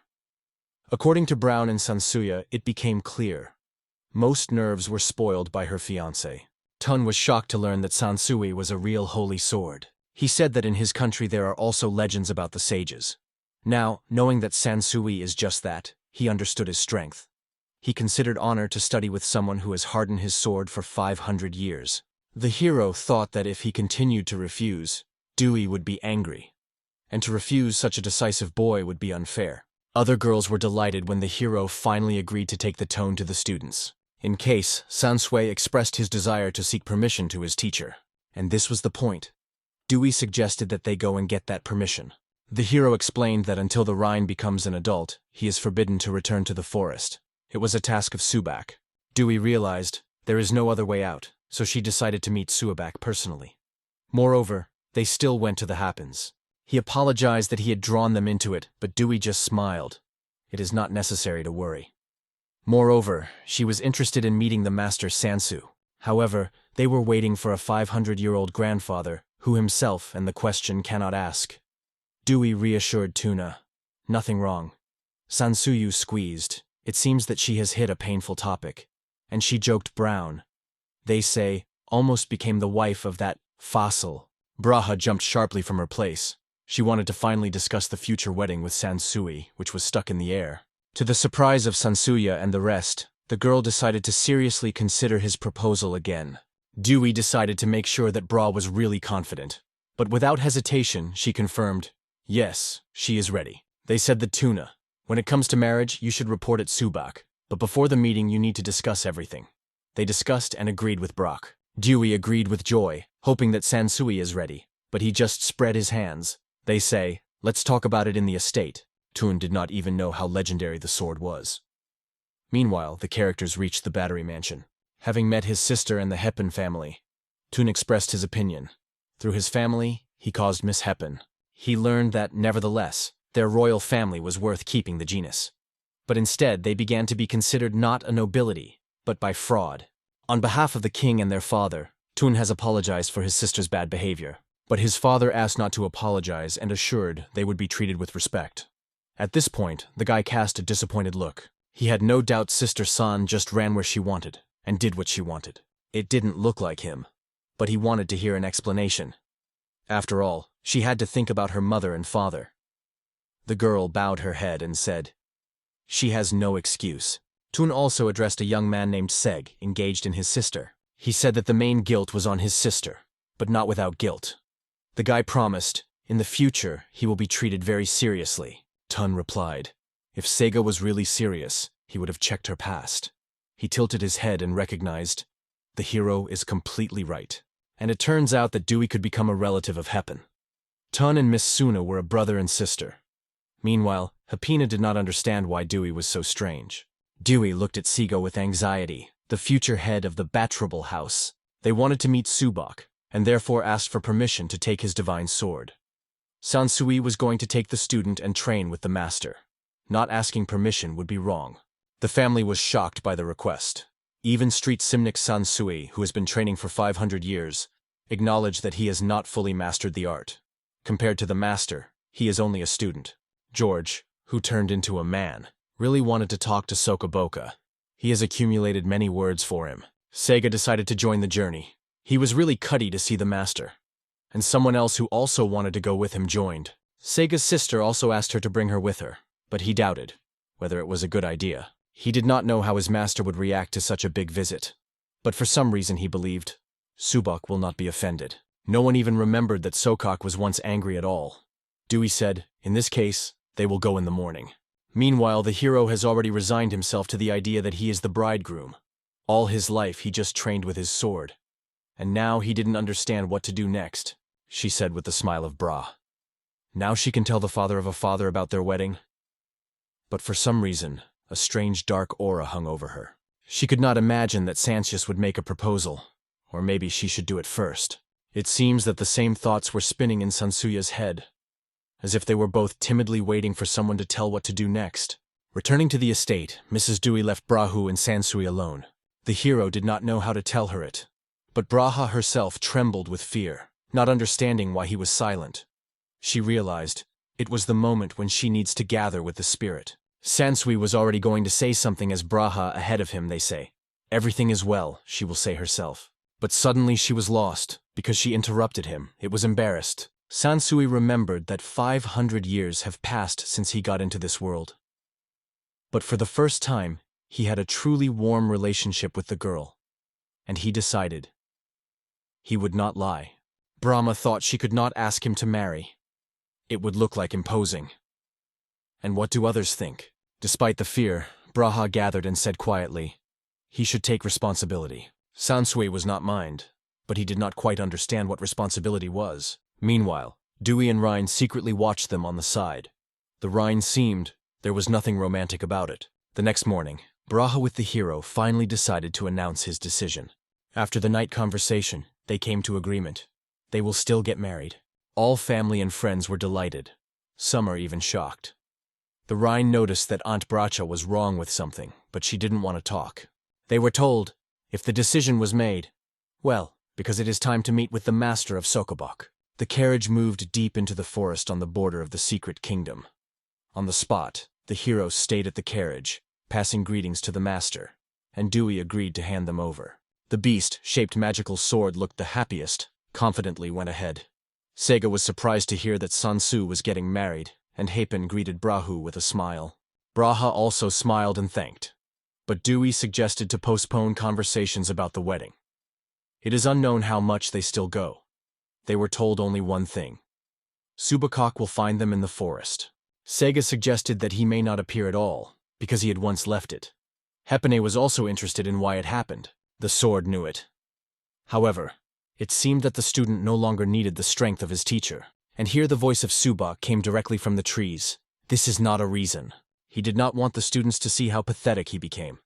Everyone was shocked. No one expected to see the master who came out of the tree at this moment. It was hard to believe that this young man was Subak. But he said, he finally became a real sage, although he did not change externally. With tears in his eyes, Sansui rushed to the master and hugged him firmly.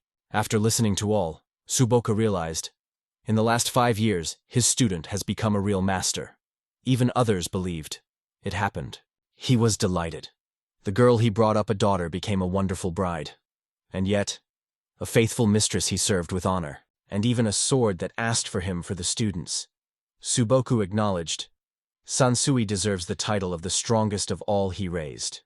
Although Dewey still did not believe that Sansuius is really stronger than the master himself, Suboka decided to start with a blank sheet, and moved everyone to the Rhine's mother's tomb. Braha and others were amazed. The master used a light step at once without touching anyone, and he just laughed. After separation from the students returned and trained for a long time. For the Rhine, it was the grave of the woman who defended her. She leaned in the bow, thanked the master, and slowly went to the tombstone. The Rhine sat near the grave, silently thanked the woman for the protection. In the meantime, Sokoboka ended the ceremony and suggested returning to the topic, who really is the strongest? Sansui believed that it was he. But Suboku denied. Force is not absolute, it's just a goal. For everyone, she has her own. For many Sansui, a sample of a sword, pride, hope, and support. Someone asked, who considers Sokokok himself as the perfect swordsman? Let him answer. Everyone knows the character and behavior of Sansu, and this is the ideal. If Sansui wants to attack, attacks. He wants to win, win. He wants to kill, he will do it. He has this art perfectly. Keeps wide vision, thinks deeply, tirelessly trains. This is the real heart of the sword. Soboku advised, compete with joy, not pride. Treat without image. Do not despise the weak and always thank the lessons. Share knowledge with those who ask, sincerely, without prejudice. This is the true path of the sword. It was Sansuya's way. He mastered knowledge and could pass it on to others. Sokoboka had no doubt. Even Seiga, his ideal of power. He confirmed, though he does not understand the essence of the sword. But he has who to protect. And it makes him become stronger. For him, the sword is a force that protects loved ones. He believed that he would become even stronger if he became a student of Sansu. Sokoboka agreed. He would not do it anymore, but his student will be able to. Sansui is able to teach Seihu. The brother laid his sister's hand on his shoulder and said, Seiga is a really good person. Sokauk himself looked at the girl near the grave. She reminded him of something. He remembered that a group that was looking for Rihanna stopped here. Everyone hoped that he had not told them anything. But Tsuboku said he had nothing to hide. Heipana noticed. It would be interesting to know where they came from. But Dewey suggested that they would hardly behave so polite if they had not received answers. They were looking for a child who disappeared 5 years ago. For the Rhine, it could be too painful. But Braha felt it was somehow related to her. Something happened. And maybe they wanted to use it. Everything has changed in the last 5 years. Dewey suggested that this may follow the Domino Empire, and it was worried. Princess Arkan decided to check that the paladins were indeed sent to the east border of the Cabbage territory. This was confirmed. They demanded to hand them Sir Nuri and other nobles who found shelter here. But it was only a requirement. The Empire suffered from previous power. They were probably preparing for the invasion to replenish the resources. But if they knew it, why didn't they seek help from the nobility or the royal family? The new domino already owned 4 of the 8 divine treasures. One of them, Unhake, is an artifact capable of copying any object. Due to this, tens of thousands of soldiers of the new empire have the best equipment that only exists. Caputo himself will not be able to withstand them. It is hopeless. They replied, maybe everything looks hopeless now, but you should not rush with conclusions. They already knew about the war, and it was extremely unusual. The people adored Sir Segu, the future leader of the house, and the strongest swordsman of the kingdom, Sansu, caused a fierce respect. Arcona share her teeth, hearing about a lightning sword. He destroyed the pride of the royal family, their elite guards, alone. And he did it without a single wound and not killing anyone. They were Grey Kurosan, a sword that lived for over 500 years and still remained the strongest. And the House of Caputo also had the most powerful magician whose power exceeded all the Imperial magicians 1,000 times. He possessed every magical element, and even without the army he could turn any country into dust. Their ace was a magician from the Institute named Kubai Suja, a genius that others were considered a munning. Everything changed when Kubai himself, stretching, said, his time came. If the goal is to completely destroy the enemy army, then it is sufficient. The Caputo's house appealed to him for apology, and a request to destroy countless enemies. He replied not to worry. He would be taught full. That is why he is so strong. However, the soldiers doubted. Suddenly something would go wrong? If Kubai is beating, the whole city will disappear from his blow. But even if he did not understand complex things, he will do his best to protect Cabbage. The commander smiled in Kubi, and the head of the house sincerely said, they believe in him. Ahead of all, going forward, the magician ordered. A ace of Caputo's house, Kubai, was tasked with destroying all the invaders. He raised his hands and turned to the enemies. They deserved such a fate. A sphere began to form above his head, that it rapidly turned into a giant fiery spherical vortex. In the meantime, the enemy army was already thinking how to get Cabbage faster. They were confident in their preference, until one of the knights saw something unusual on the horizon. They froze. A huge burning fire was flying on them. The fiery ball flew just in them. Knights in a panic rushed to whom where, but it was too late. Only charred armor and swords remained from the whole army. Kubai himself was shocked one and only ball destroyed everyone. Meanwhile, Sir Nuri watched the consequences of the explosion from his office. Now he knew exactly what power he was hidden in the Caputo house, and he thought, having such a magician, the new empire could return with the triumph. At this point, 2 in the cloaks entered the office and reported they found it. They argued that they discovered the last living representative of the Imperial family. Meanwhile, the hero was waiting for his group by the carriage. The soldiers approached him. It turned out to be Dewey's father and her older brother. They asked for an unexpected appearance. There were urgent affairs. As soon as they found out where they went, they came immediately. The older brother had already kept the sword with alert, demanding him to show him who died to approach his sister. The father tried to remind. In fact, they did not come because of it. The brother cooled a little and removed the sword. He acknowledged that his father is right.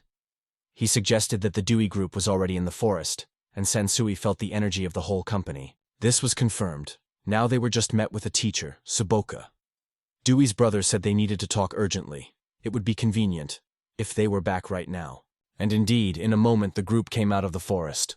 Everyone was surprised to see the army of her father and his older brother in front of her. Dewey wanted to ask why they arrived, but his brother immediately cast a negligent look towards Tuna. Tun decided that this is the same respectable brother, Miss Dewey. He immediately introduced himself. The brother had already grabbed the sword and rushed to the attack, but Sansui calmly hit him on his head with a sword. Dewey's father explained. As soon as everyone went to the forest, they contacted them from the House of Cabbage. The Imperial army of Dominoes tried to attack, but it was stopped by only one magician. It seemed everything is behind. But it turns out that the real completion was still not close. In Caputo, there was such a magician that the kingdom without his own army began to consider risky plans. And it was at this point that events began to overthrow a new domino regime, which had just seized power through the revolution. They could try to hire a magician, and Sansui would become a trump card to avoid war. The older brother and sister only sighed hard. Since Sansui destroyed the royal guard, it was Dewey's brother. The royal family was angry at Sansui, and allowed small images to overshadow the mind. They immediately went to the Cabbage territory. Dewey's father wanted everyone to go with them. Dewey agreed. Once all, it makes no sense to delay. She suggested postponing a conversation about Sansui's students and joining the trip. The father looked at Sansuya and Tuna. This is not their own.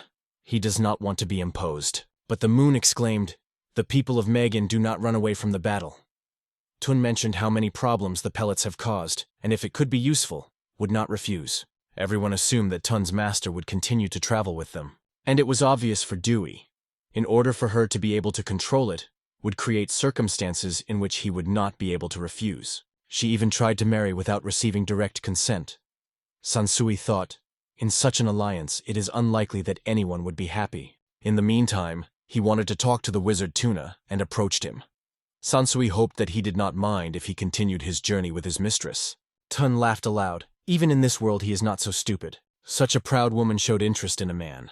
What is not a reason for pride? In fact, he could be a prince of the kingdom of Megan, although he did not claim the throne. And if Miss Dewey accepts him, it was not so bad to devote her life to her kingdom. Fig has opened his mouth with surprise. He is a real prince. Before them stood the heads of great noble families, and everyone had his own personal trump card, his hero. Everything ended on the lands of Caputo, where the new chapter begins. The wizard Kubai sat thoughtfully on the edge of the abyss, looking at the traces of his fiery lair. He was approached by the head of the house, accompanied by 2 soldiers. The girl shouted, and he turned to her. It turned out that Suze did not move all this time. He was not quite indifferent to what happened, and the pellet felt anxiety. They could not only give orders. They had to be ready to support it. The head of the house agreed. It is their responsibility. The pellet came closer. Kubai was happy to see her. She sincerely thanked for the help, but Kubai was confused for a moment. It seemed to him to thank especially and nothing. But the commander said, if it were not for this magic, there would be a lot more victims. Kubai was noticeably depressed. He thought, was there no other way? He asked if the war would end now. The pellet replied, no, so far. But they want to do everything to happen. This is their duty. Dewey's carriage continued. The girls sighed heavily, looking out the window, thinking about Sir Tuna, who was traveling in another carriage. Her brother replied, Tun stayed next to Sine's sister. It was the most logical solution to travel. Sansi remembered. At the house of the master, someone was looking for the Rhine. It did not give him rest. The most suspicions were caused by the nobles of Dominoes who were hiding in harness. But Suboku did not recognize their origin. Riani worried and asked her father if everything would be fine. He replied, everything will be fine, and you should not worry. The older brother added, indifferent who they are, and where. Sansui and Braha are now responsible for its safety, and if necessary they will give for this life. And the House of the Sopad, which rules these lands, is responsible for the protection of all the inhabitants who live here. All this was for the sake of them, and Kubai would risk life without hesitation. He was sincerely glad that he had not got to Doskia's house. Seiga and Sansuyu silently recognized. These words are real. There was no such honesty. Dewey's older brother knew Rina was one of his people, so she has nothing to worry. The Rhine with a smile told the head of the house that it was a real steepness. The members of the House Sopad simply performed their duty. The brother looked at his sister. Her sincere consent spoke for herself, and it is indifferent who it will be. Expelled nobles, a new domino government, or even Arkan's family. No one will even touch the hair from the Rhine's head. She did not pretend. Sansui saw that Dewey remained herself, what she was always. Meanwhile, an interesting conversation was going on in Seiga's carriage. He asked Tuna if he really wanted to marry Miss Dewey. He warned, Soppy can kill him. And Seiga's sister asked to think again. It's too risky, Tun replied. Before he became the head of the house, he was just a brother. And when his sister is drawn to his sister, his reaction is quite natural. Tun knew. Both the father and the Dewey's brother would destroy him without hesitation, and he was already ready for it. But Seiga, when he heard about it, began to get a little nervous. But the idea that Dewey's brother himself is ready to pollute her hands, only more like the tuna. Such a force was completely suited to Mr. Sansuyu. It is stronger than any nobleman domino. But Seiga's sister doubted. Would the head of the kind will ever accept him? But it is only necessary to see who guards his beloved sister. A foreigner Sansui and a girl named Rao.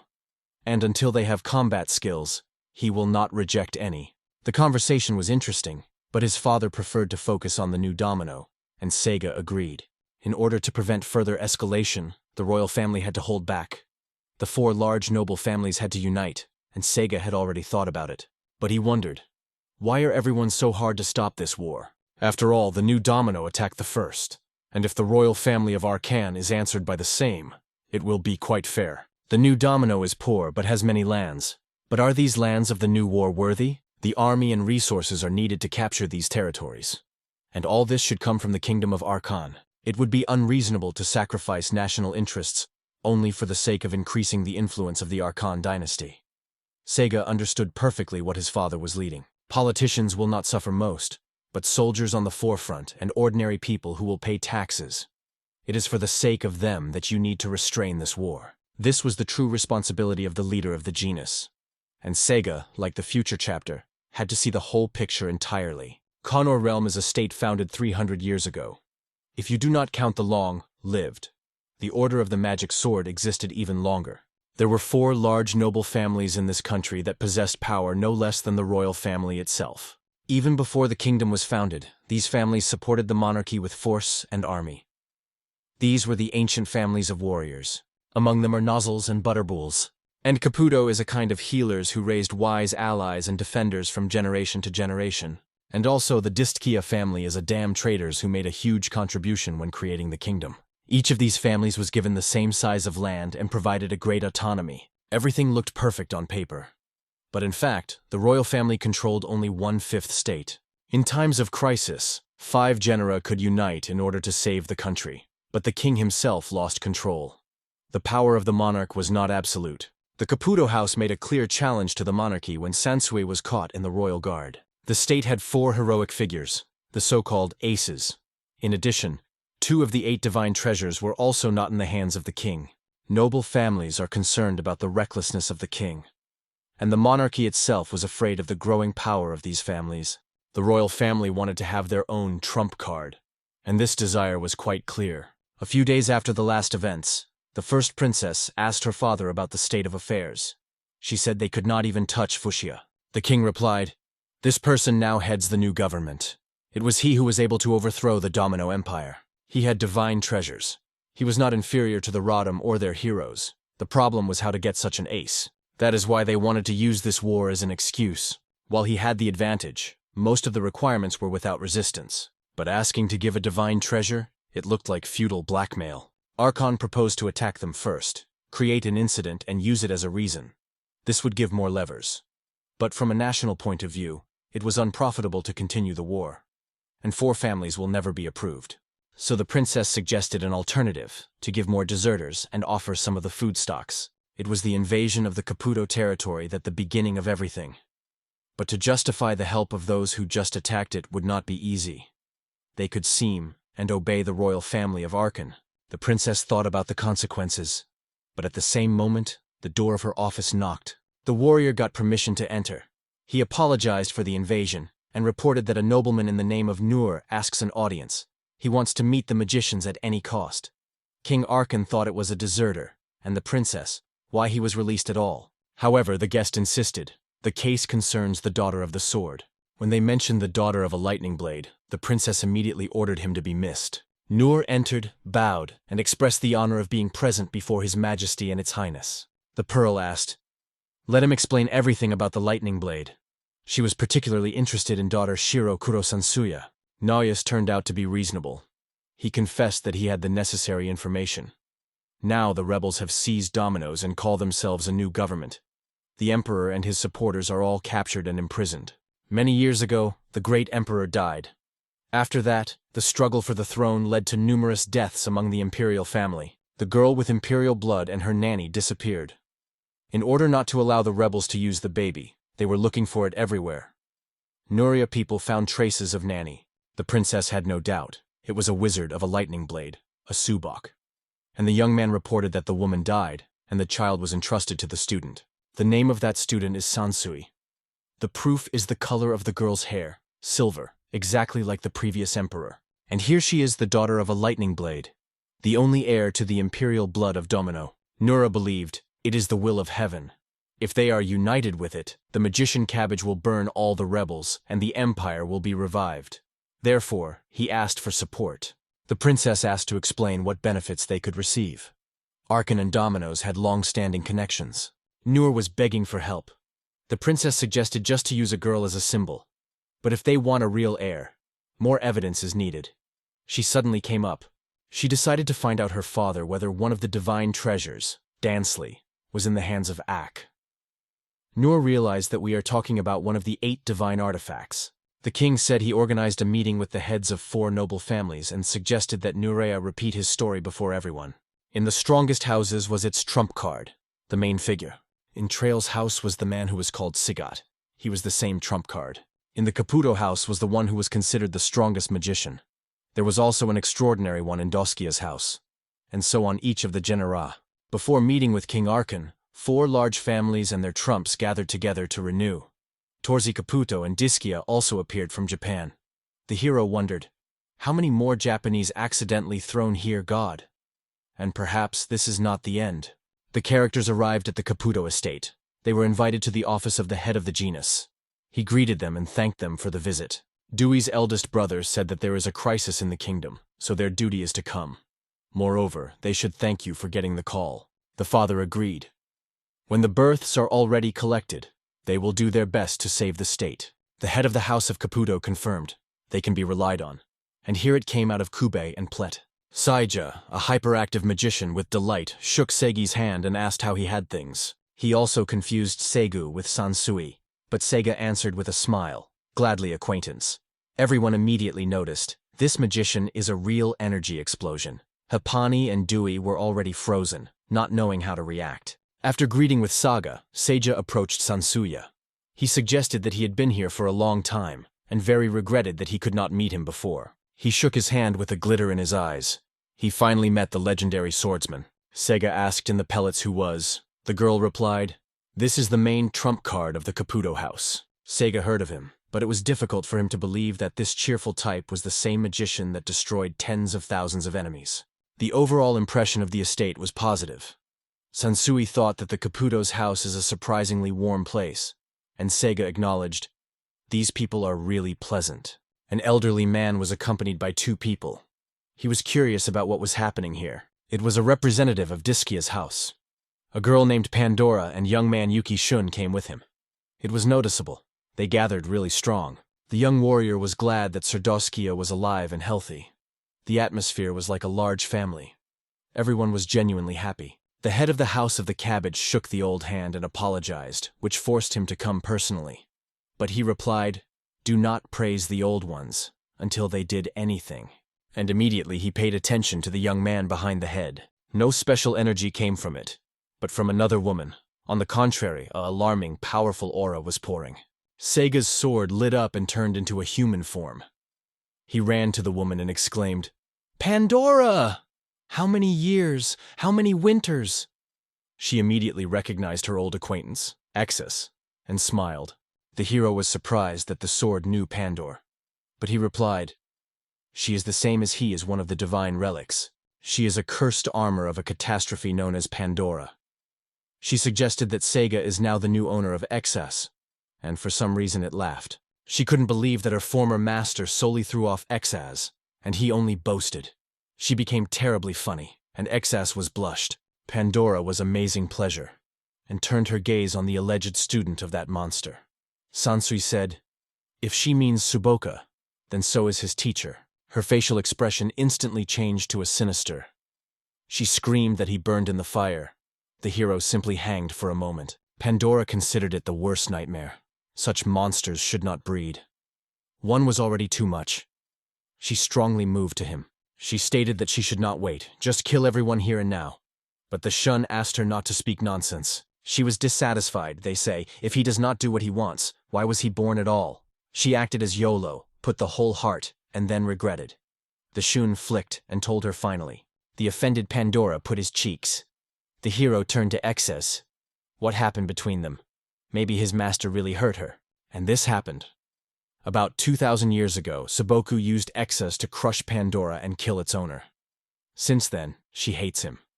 Sansui thought, the story is truly powerful. At this point, Doskia's head noticed that his granddaughter disappeared somewhere. At the same moment, the door opened sharply, and a girl who greeted with everyone appeared. She called herself Akril and stated, "She is the next head of Doskia's house." The whole hall has frozen from surprise. The atmosphere has become tense. Seiga ran to her and asked why she, absolutely naked. Akril smiled and said she borrowed her coat. To see everyone who they were good friends. Everyone noticed. Acrylic remained. Papanas cast an annoyed look at Sehu and said, as a future leader, he would have to understand her somehow. The Pleta agreed. She is the same as in her childhood. The head of Caputo noted that Diskia's home has a lot of hassle. The old man sighed, sad when there is only she. Dewey noted that at least she appeared when she was called. And this is a plus. The heads of 4 large houses and the king finally gathered to decide what to do with the government of the new domino. They discussed a recent battle. Caputo's house proved to be brilliant. King Arcana thanked them, and the head of the house was bowed. It is an honor for him. The enemy had an army with massively produced weapons and armor with artifacts, but Cabbage gave a decent repel. Their duty is to protect the eastern lands of the Arcana, and they just did their work. But somewhere deep the head of the house was still worried about Kubai. And the head of the house, Diskia, was respectfully asked the king to allow to express his own opinion. The conflict caused by the new domino government threatened the stability of the great nation. So some considered it advisable to strive for peace. The head of the house, Duskia, called for mercy, even in relation to the country that invaded the first. The enemy lost most of his army. The new government was barely holding on, so even in the case of reconciliation, there would be almost no controversy. The territory they attacked belonged to Cabbage, and it was the Cabbage that was repelled. Peppina's father believed that their position should be respected. The invasion army is completely destroyed, and the honor of their kingdom is unbroken. The king reported that he had another important topic for discussion, and ordered to let someone into the hall. The man entered the hall and, bowing, apologized for the invasion. It was a nobleman from a domino who arrived in search of a shelter. Dewey's older brother and father did not understand that this type was doing here, but he worshipped, introduced himself, and expressed his honor to speak to the Arkan Council. He stated that during his personal investigation he came across impressive information. She concerned the Holy Sword, Sansuya, as well as a girl named Rhine, well known as his daughter. According to his data, the Rhine is the heir to the Imperial domino family. All present were shocked. With the power of the Manga from the house, Cabbage could be destroyed by all the rebels who now ruled as a new government. If you proclaim the Rhine Empress, the Domino Empire can be restored. The woman supported the idea, but Dewey's brother was outraged by the nobleman Domino Schmarkach, who had blown his pride after talking to His Majesty. He could not allow someone to use the child for his own benefit. His arrogant head should be decorated, floor, Diskia's head maid jokingly added that you should wait a little. You do not want to dirty expensive carpets. He could not believe that the king seriously believed in this nonsense and was about to support the nobleman. The Rhine did not save anything, and this type wants them to put their peoples. It looked like betrayal towards taxpayers. The nobleman acknowledged that he did not aim. But I asked everyone to think. The new ruler, Fushiak, imprisoned all members of the Imperial Domino family. In addition, one of the 8 divine treasures, the demonic sword of Dansley, was with him. And this sword had very specific ability. He could find anyone in whose veins the blood of its first owner flowed. If the daughter of a lightning sword is indeed a relative of the previous Emperor Domino, then the enemy would not allow her to live quietly. Dewey's older brother noted that the fate of the whole kingdom could fall on the Rhine's shoulders. And the king agreed. There is not enough peace. In order to avoid problems in the future, you will have to establish relationships with the new government Domino. But the nobleman from the Domino did not understand what the king was and was shocked by his words. The king briefly told him, he did enough, it can go. The angry nobleman flew out of the hall and slammed the door loudly. After that, the king became another topic. Divine artifacts, which are possessed by 4 genera. Among them, Ungit is an artifact that copies any artificial object. Vajra gives control of the weather. The Sword of Life drinks the blood of the victim or the blood of her relatives. And the Elix changes the fate itself, allowing you to avoid death. The most dangerous is Ungit and Vajre, but now Danleu and the Eliker are the greatest threat. If the enemies have Danslawa, they will find the Rhine no matter where it escapes. And with the elixir, they have a chance to avoid death even in the face of a power equal to a lightning sword. If it is true, and the Rhine is the legal heir to the Emperor, then her life will turn into an eternal escape. But Dewey's brother has already promised Sansuyu and Rhine he will protect them. If you hunt for the Rhine, you cannot leave them themselves.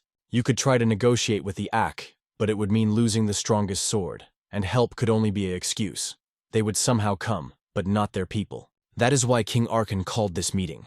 Only joint efforts can the welfare of the kingdom be maintained.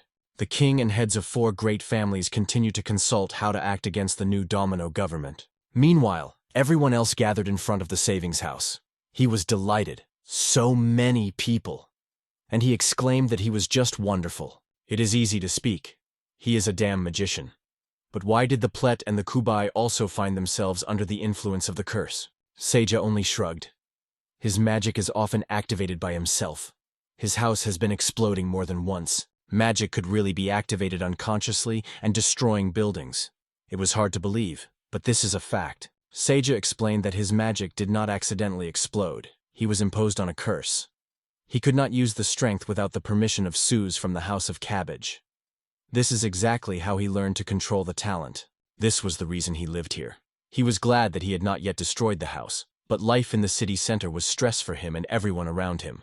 It was a little uncomfortable, but it was his home. Everything is clear with that. Meanwhile, Seiga really became a student of Sansuya. It seems like nothing wrong, but the situation looked a little strange. Paletta commented with a smile that the future leader of the genus learns from her guard. It took Heppen from herself. But the girl thought, if it is Seiga, he will quickly exceed the teacher. And Braha from the Rhine felt disappointment with such words. The Rhine was already aware of its probable heredity from Emperor Domino, and it worried her.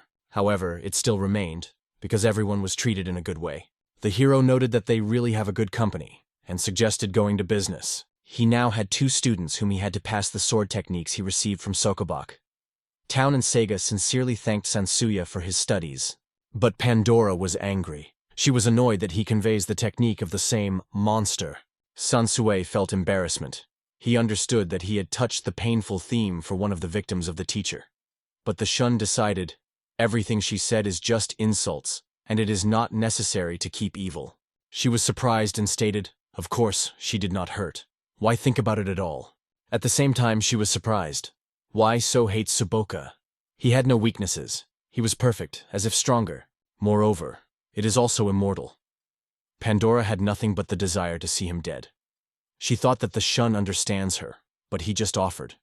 She should also die. And it took it even more. She liked the Shun, his disdain for girls, his anger. But Shunabi sold it even more. And he wished her the same as Pandora. The hero decided to check. Did Seiga train in Kando in general? He replied that he did not have the technique, but wanted to learn. They discussed the battle on the sword, to beat only on the head, body, or legs. It is limited. The real battle is much wider. Town agreed with that. Seiga doubted. What to beat on your feet, is it okay? If not, why study? The hero explained. Although it is not welcome in the competition, it is an important element in battle. It will not always be time to create a magic leg armor. Honestly, much Seiga's power remains not involved. Dewey even joked. Maybe she was talking about the fact that Seiga, a little simple? Freedom is needed in the battle. It is better not to keep the stereotypes about fencing. But Dewey suggested that Seiga was just too simple. His thoughts were boring and predictable. Hapena became angry and asked her to stop. But Dewey assured, everything is wonderful. After all, everyone starts from scratch. And although Seiga was a full newcomer, he still boasted of her fights, and her words became more annoying to Heppen. Seiga lowered his head, and Town went silently. He noted that Miss Dewey did not pick up words, but it was normal for him. Heppen did not understand why Sansui lets her speak so roughly. Sansui thought because she did not say anything wrong. Seiga dropped on his knees and stated that he had already decided he would do his best. Town praised his morale. Heppen smiled. The path will be heavy, but he should not appear. Sansuya nodded. It's time to start. But suddenly he heard the steps behind and turned. He remembered everything. The kingdom of Archon, the domino government, the mystery of the Rhine. He still did not grow into chaos, but the threads were already drawn from everywhere. And at this point it became clear what Sansui should do. He was approached by a nobleman from Adamino and greeted the holy sword with a child's face. He said, "A lot of time has passed since the last meeting." Sansui thought, no matter what, he should fight. Meanwhile, in the possession of the new government, dominoes light in the estate. A dark-haired guy sat in front of a chessboard, thinking about the course. Before him is a situation with a magician capable of destroying their strength. The authorities allegedly in his hands, but Akio felt a player in a business simulator. Everything around is garbage. One of his artifacts whispered, "Don't be disappointed, Lord." He moved the king on the board. He did not think that such a magician lives in Garmes. He made another move and said quietly, "They just want to play. But this game is too dishonest." He stood out of the sofa, still not believing that someone can interfere with their plans. The relic nearby flashed with bright light. The defeat remained defeat, but the guy did not believe it was the end. To give up?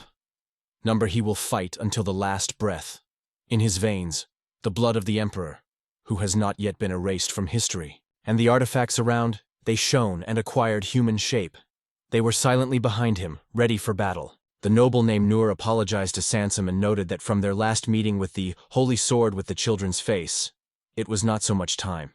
It was noticeable that very influential figures gathered here. The heads of the families stood for his backs. But Nura thought, if it was a little flattery about these young heirs and they are already in their pockets, for a nobleman with his talent, it seemed not more complicated than picking a candy from a baby. He was asked direction. For what purpose did he come? After all, everyone was aware of the situation. The Rhine was recognized by the Empress Domino. Nura replied that he had come to ask for a weapon. The Rhine, they say, has already made such a request, but he was immediately answered. The Rhine no longer belongs to the Domino. It has already found its place in the House of Sopad. However, Nur continued, Lady Rhine has a chance to become an empress, and they should support her in this honorary cause. He believed if she became an empress, she is waiting for a bright future. This made Dewey dream. Well, what does such reliability expect from the Sopad? Nur was confused, assured. It did not mean. There was no more happiness for him than to see her on the throne. Unlike Archon's parliamentary system, one monarch is decided in the empire.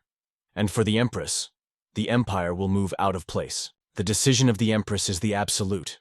They cannot be challenged, and any disobedience is punishable in the most severe way. He was told directly, it was because of this that their country was destroyed. Paletta supported, Nur thinks only of her own greed, and it is sad for his people. They only suffer. The woman became angry and exclaimed, she does not want to listen to young men who do not crash. And Heppen added that the thoughts of the Rhine as an empress have already rejected the king himself. Nura tried to justify himself. They say he only wanted to expose the rebels who called themselves the government. But here were those responsible for the future Archons. Their goal is to create a better future. Everyone agreed. Here are future leaders, and now they have to obey the decision of the king and the current rulers. Tan smiled at Sega, praising him for the wise words. And on the side she watched the plot, and it seemed to her, all these guys are a little slow. The head of the house Diskia stated that he was ready for cooperation, and it immediately encouraged the nobleman Nurea. Of course, they were ready to help. If they were well paid, then the army will be sold with pleasure. The price will be honest. Everything is in the case. No sentiment, only business. Nurea had no words. This brazen took him out of balance. In the meantime, the girl smiled at Shun and asked his thought. He just looked at Mr. Sansui and calmly asked, "They once did fencing, yes?" The nobleman did not understand what it was here. The Shun waved his hand. "There is no point in spending time on this toasted toast." He suggested that it is better to solve something and put it polite from here. Still, he will do nothing. Nur has finally exploded. It is enough of him. But each of the audience boldly told him the truth. And then Nura realized, the game is over. At this point, the girl flew to Shun and hugged him firmly with shouts, "You are incredible!" He was discouraged, in fact a little bent. But he said everything he thought. The Shun asked her to move back. However, this is what she appreciated the most. In her eyes, all the boys, except Dewey, are a little too harsh with him. And Braha thought that they were in fact quite caring, and even praised them. Dewey doubted, is it really for the better? Akril with a smile assured, everything is normal. Although from the point of view of Sega, it looked, to put it mildly, strange. She said that their country had already decided to get rid of the leeches. And then, it all depends on Nuria himself. After that, even the royal family does not want to have anything in common with him. Sigi said, "That's not a problem. The main thing is that the elixir remained in their hands, and the rest is minor." He was confirmed. While they have an elixir, everything will be under control. Everyone noticed how Town wondered something important. Heppen asked what happened. The guy hesitated a little, but still replied. As a prince, he thought about one strange thing. After all, this man destroyed a powerful country and became its owner. Town wondered, who really is it? Everyone agreed. They did not know anything about him. Someone could really want to kill the Rhine only for the Imperial blood flowing in her veins? Sansui squeezed the sword's hand firmly. Because he was only a simple sword. All that remained is to hope that that man will be a smart man. The city of Domino was raging. It was crowded, noisy, anxious in the streets. Rumors of the defeat of Dominoes were expanding. People worried. Will everything be fine with the country? Thousands were killed during the war. But at the same time, they finally got rid of the novels. Panic covered the population. Everyone thought, how did the leaders of the new government behave? At this time, the head of the country, UKI, convened an emergency meeting with his top. Before the meeting, he wanted to discuss a recent defeat on the battlefield. He addressed the International Affairs Advisor, literally jumped out of his place. It was responsible for contact with the Kingdom of Arkan. The advisor justified. They were confronted with a force capable of destroying tens of thousands in a moment. He had no idea how to proceed, though he believed he was still a chance. Another official stood up and reminded that this advisor played a key role in the uprising. His talent was valuable to the new government. But Yukai believed this was not an excuse. Soldiers were in vain, and this is not reassured by the people. The advisor did not know what to say.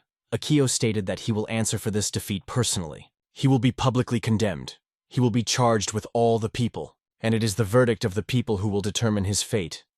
The man at the table is noticeably tremble. He begged for mercy, but Ui answered. Forgiveness had to be asked for nobles, not here.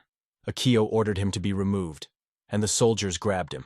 The man was drawn from the room. He begged for another chance, but did not even listen.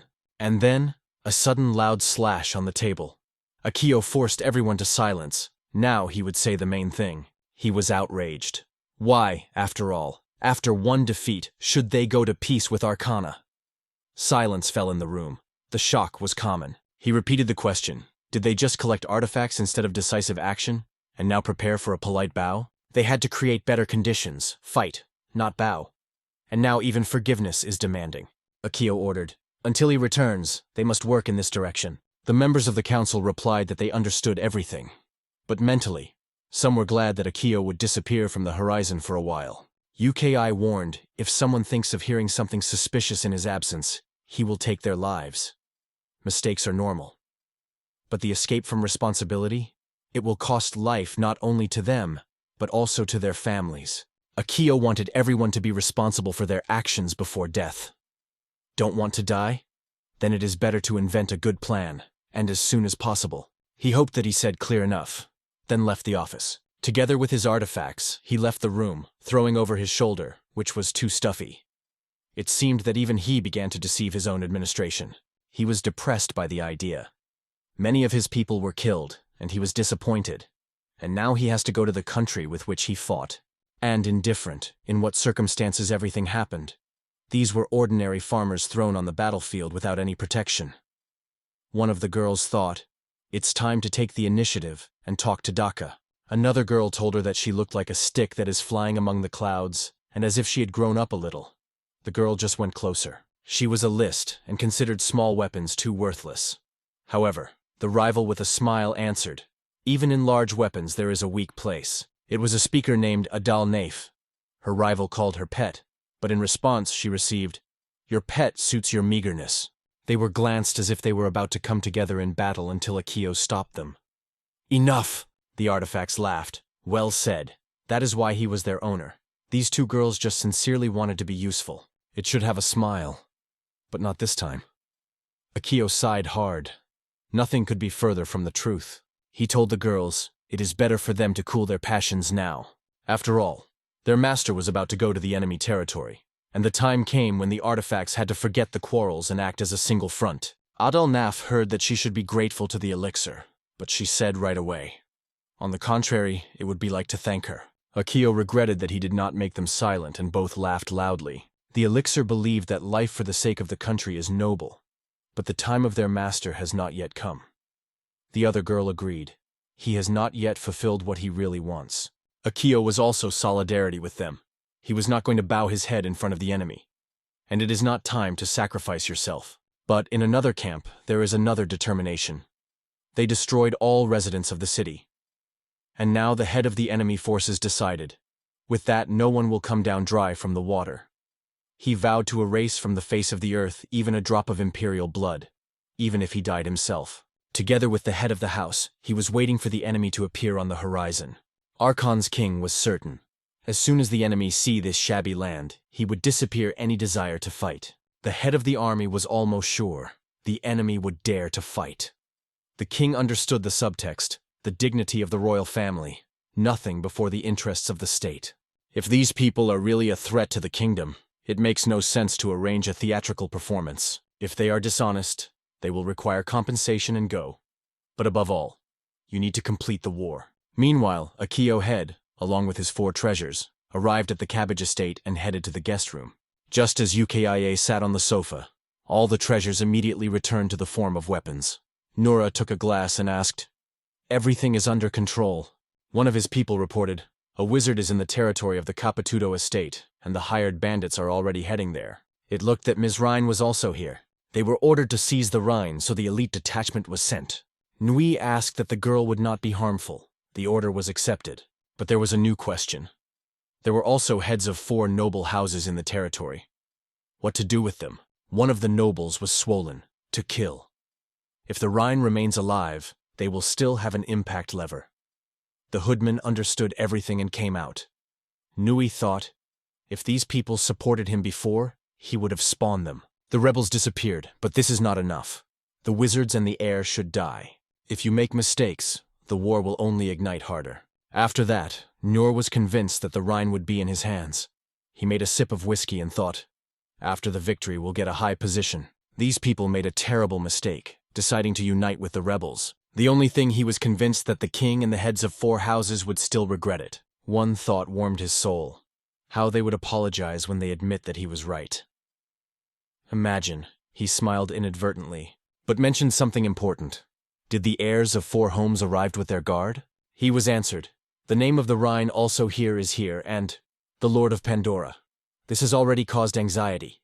It is rumored, even if he dies, he will still be able to kill 100 enemies before death. The swordsman, of course, strong as they spoke about him, but this is only one person.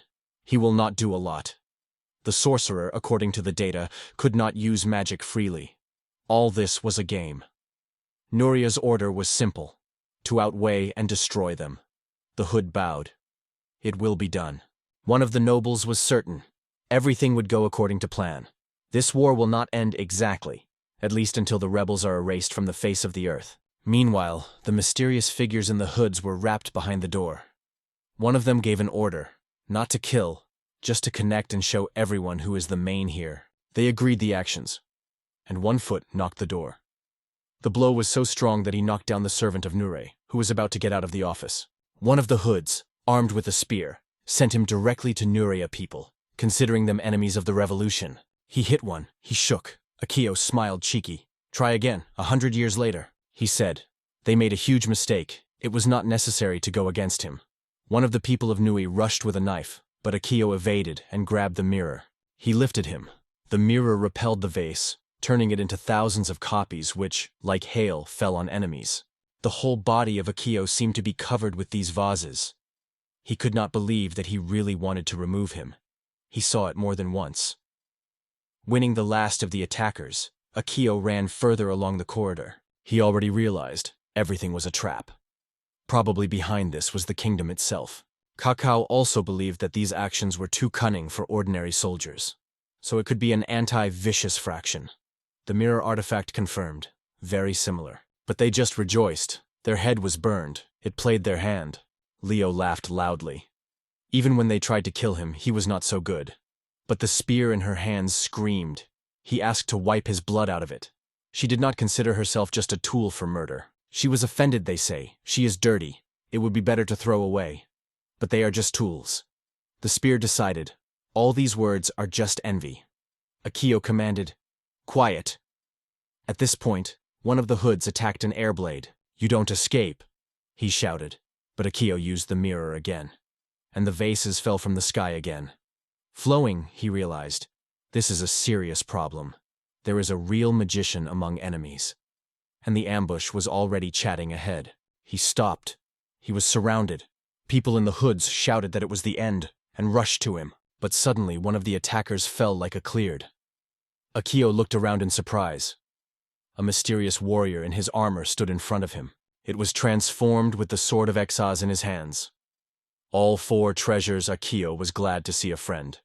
One of the enemies ordered to grab a rebel, and the whole group rushed to him. He shouted and applied absolute protection with light, and Azio is embedded in the wall. Everyone froze. There was a magical protective field before them. They did not understand how the animal was able to do it. Meanwhile, he pushed away from the wall and rushed to the attack from above. The hostile magician shouted, "The warrior is open to blow!" But the goal disappeared. Their attack hit the void, and suddenly the enemy was behind them. Everything happened exactly as he predicted, and at the same moment the animal struck. The battle was over, and the protective field around the Asio scattered, disappearing in the air. Someone died. It's a trick. The head of enemies asked, "Whose side are you on?" But the warrior silently lifted the sword to his back. The mysterious animal turned into a young man named Seg and said, "He is from the kingdom of this continent." His eyes were burning, as if the wind itself led him forward. The next night, Sansu, together with other guys, sat near a small wooden house, looking into the sky. The stars glowed over them as hope in the darkness. At that moment, Dewey decided to ask him something, but it was interrupted by news. An armed group went straight to them. She asked, "You don't mind, yes?" And Sansui nodded unconditionally. "She is his lord." She smiled ominously. "Fold every head. I want to see their skulls roll in the field." The hero silently grabbed the sword. He was ready to fulfill any order. And he wondered how to fulfill this order, and what next.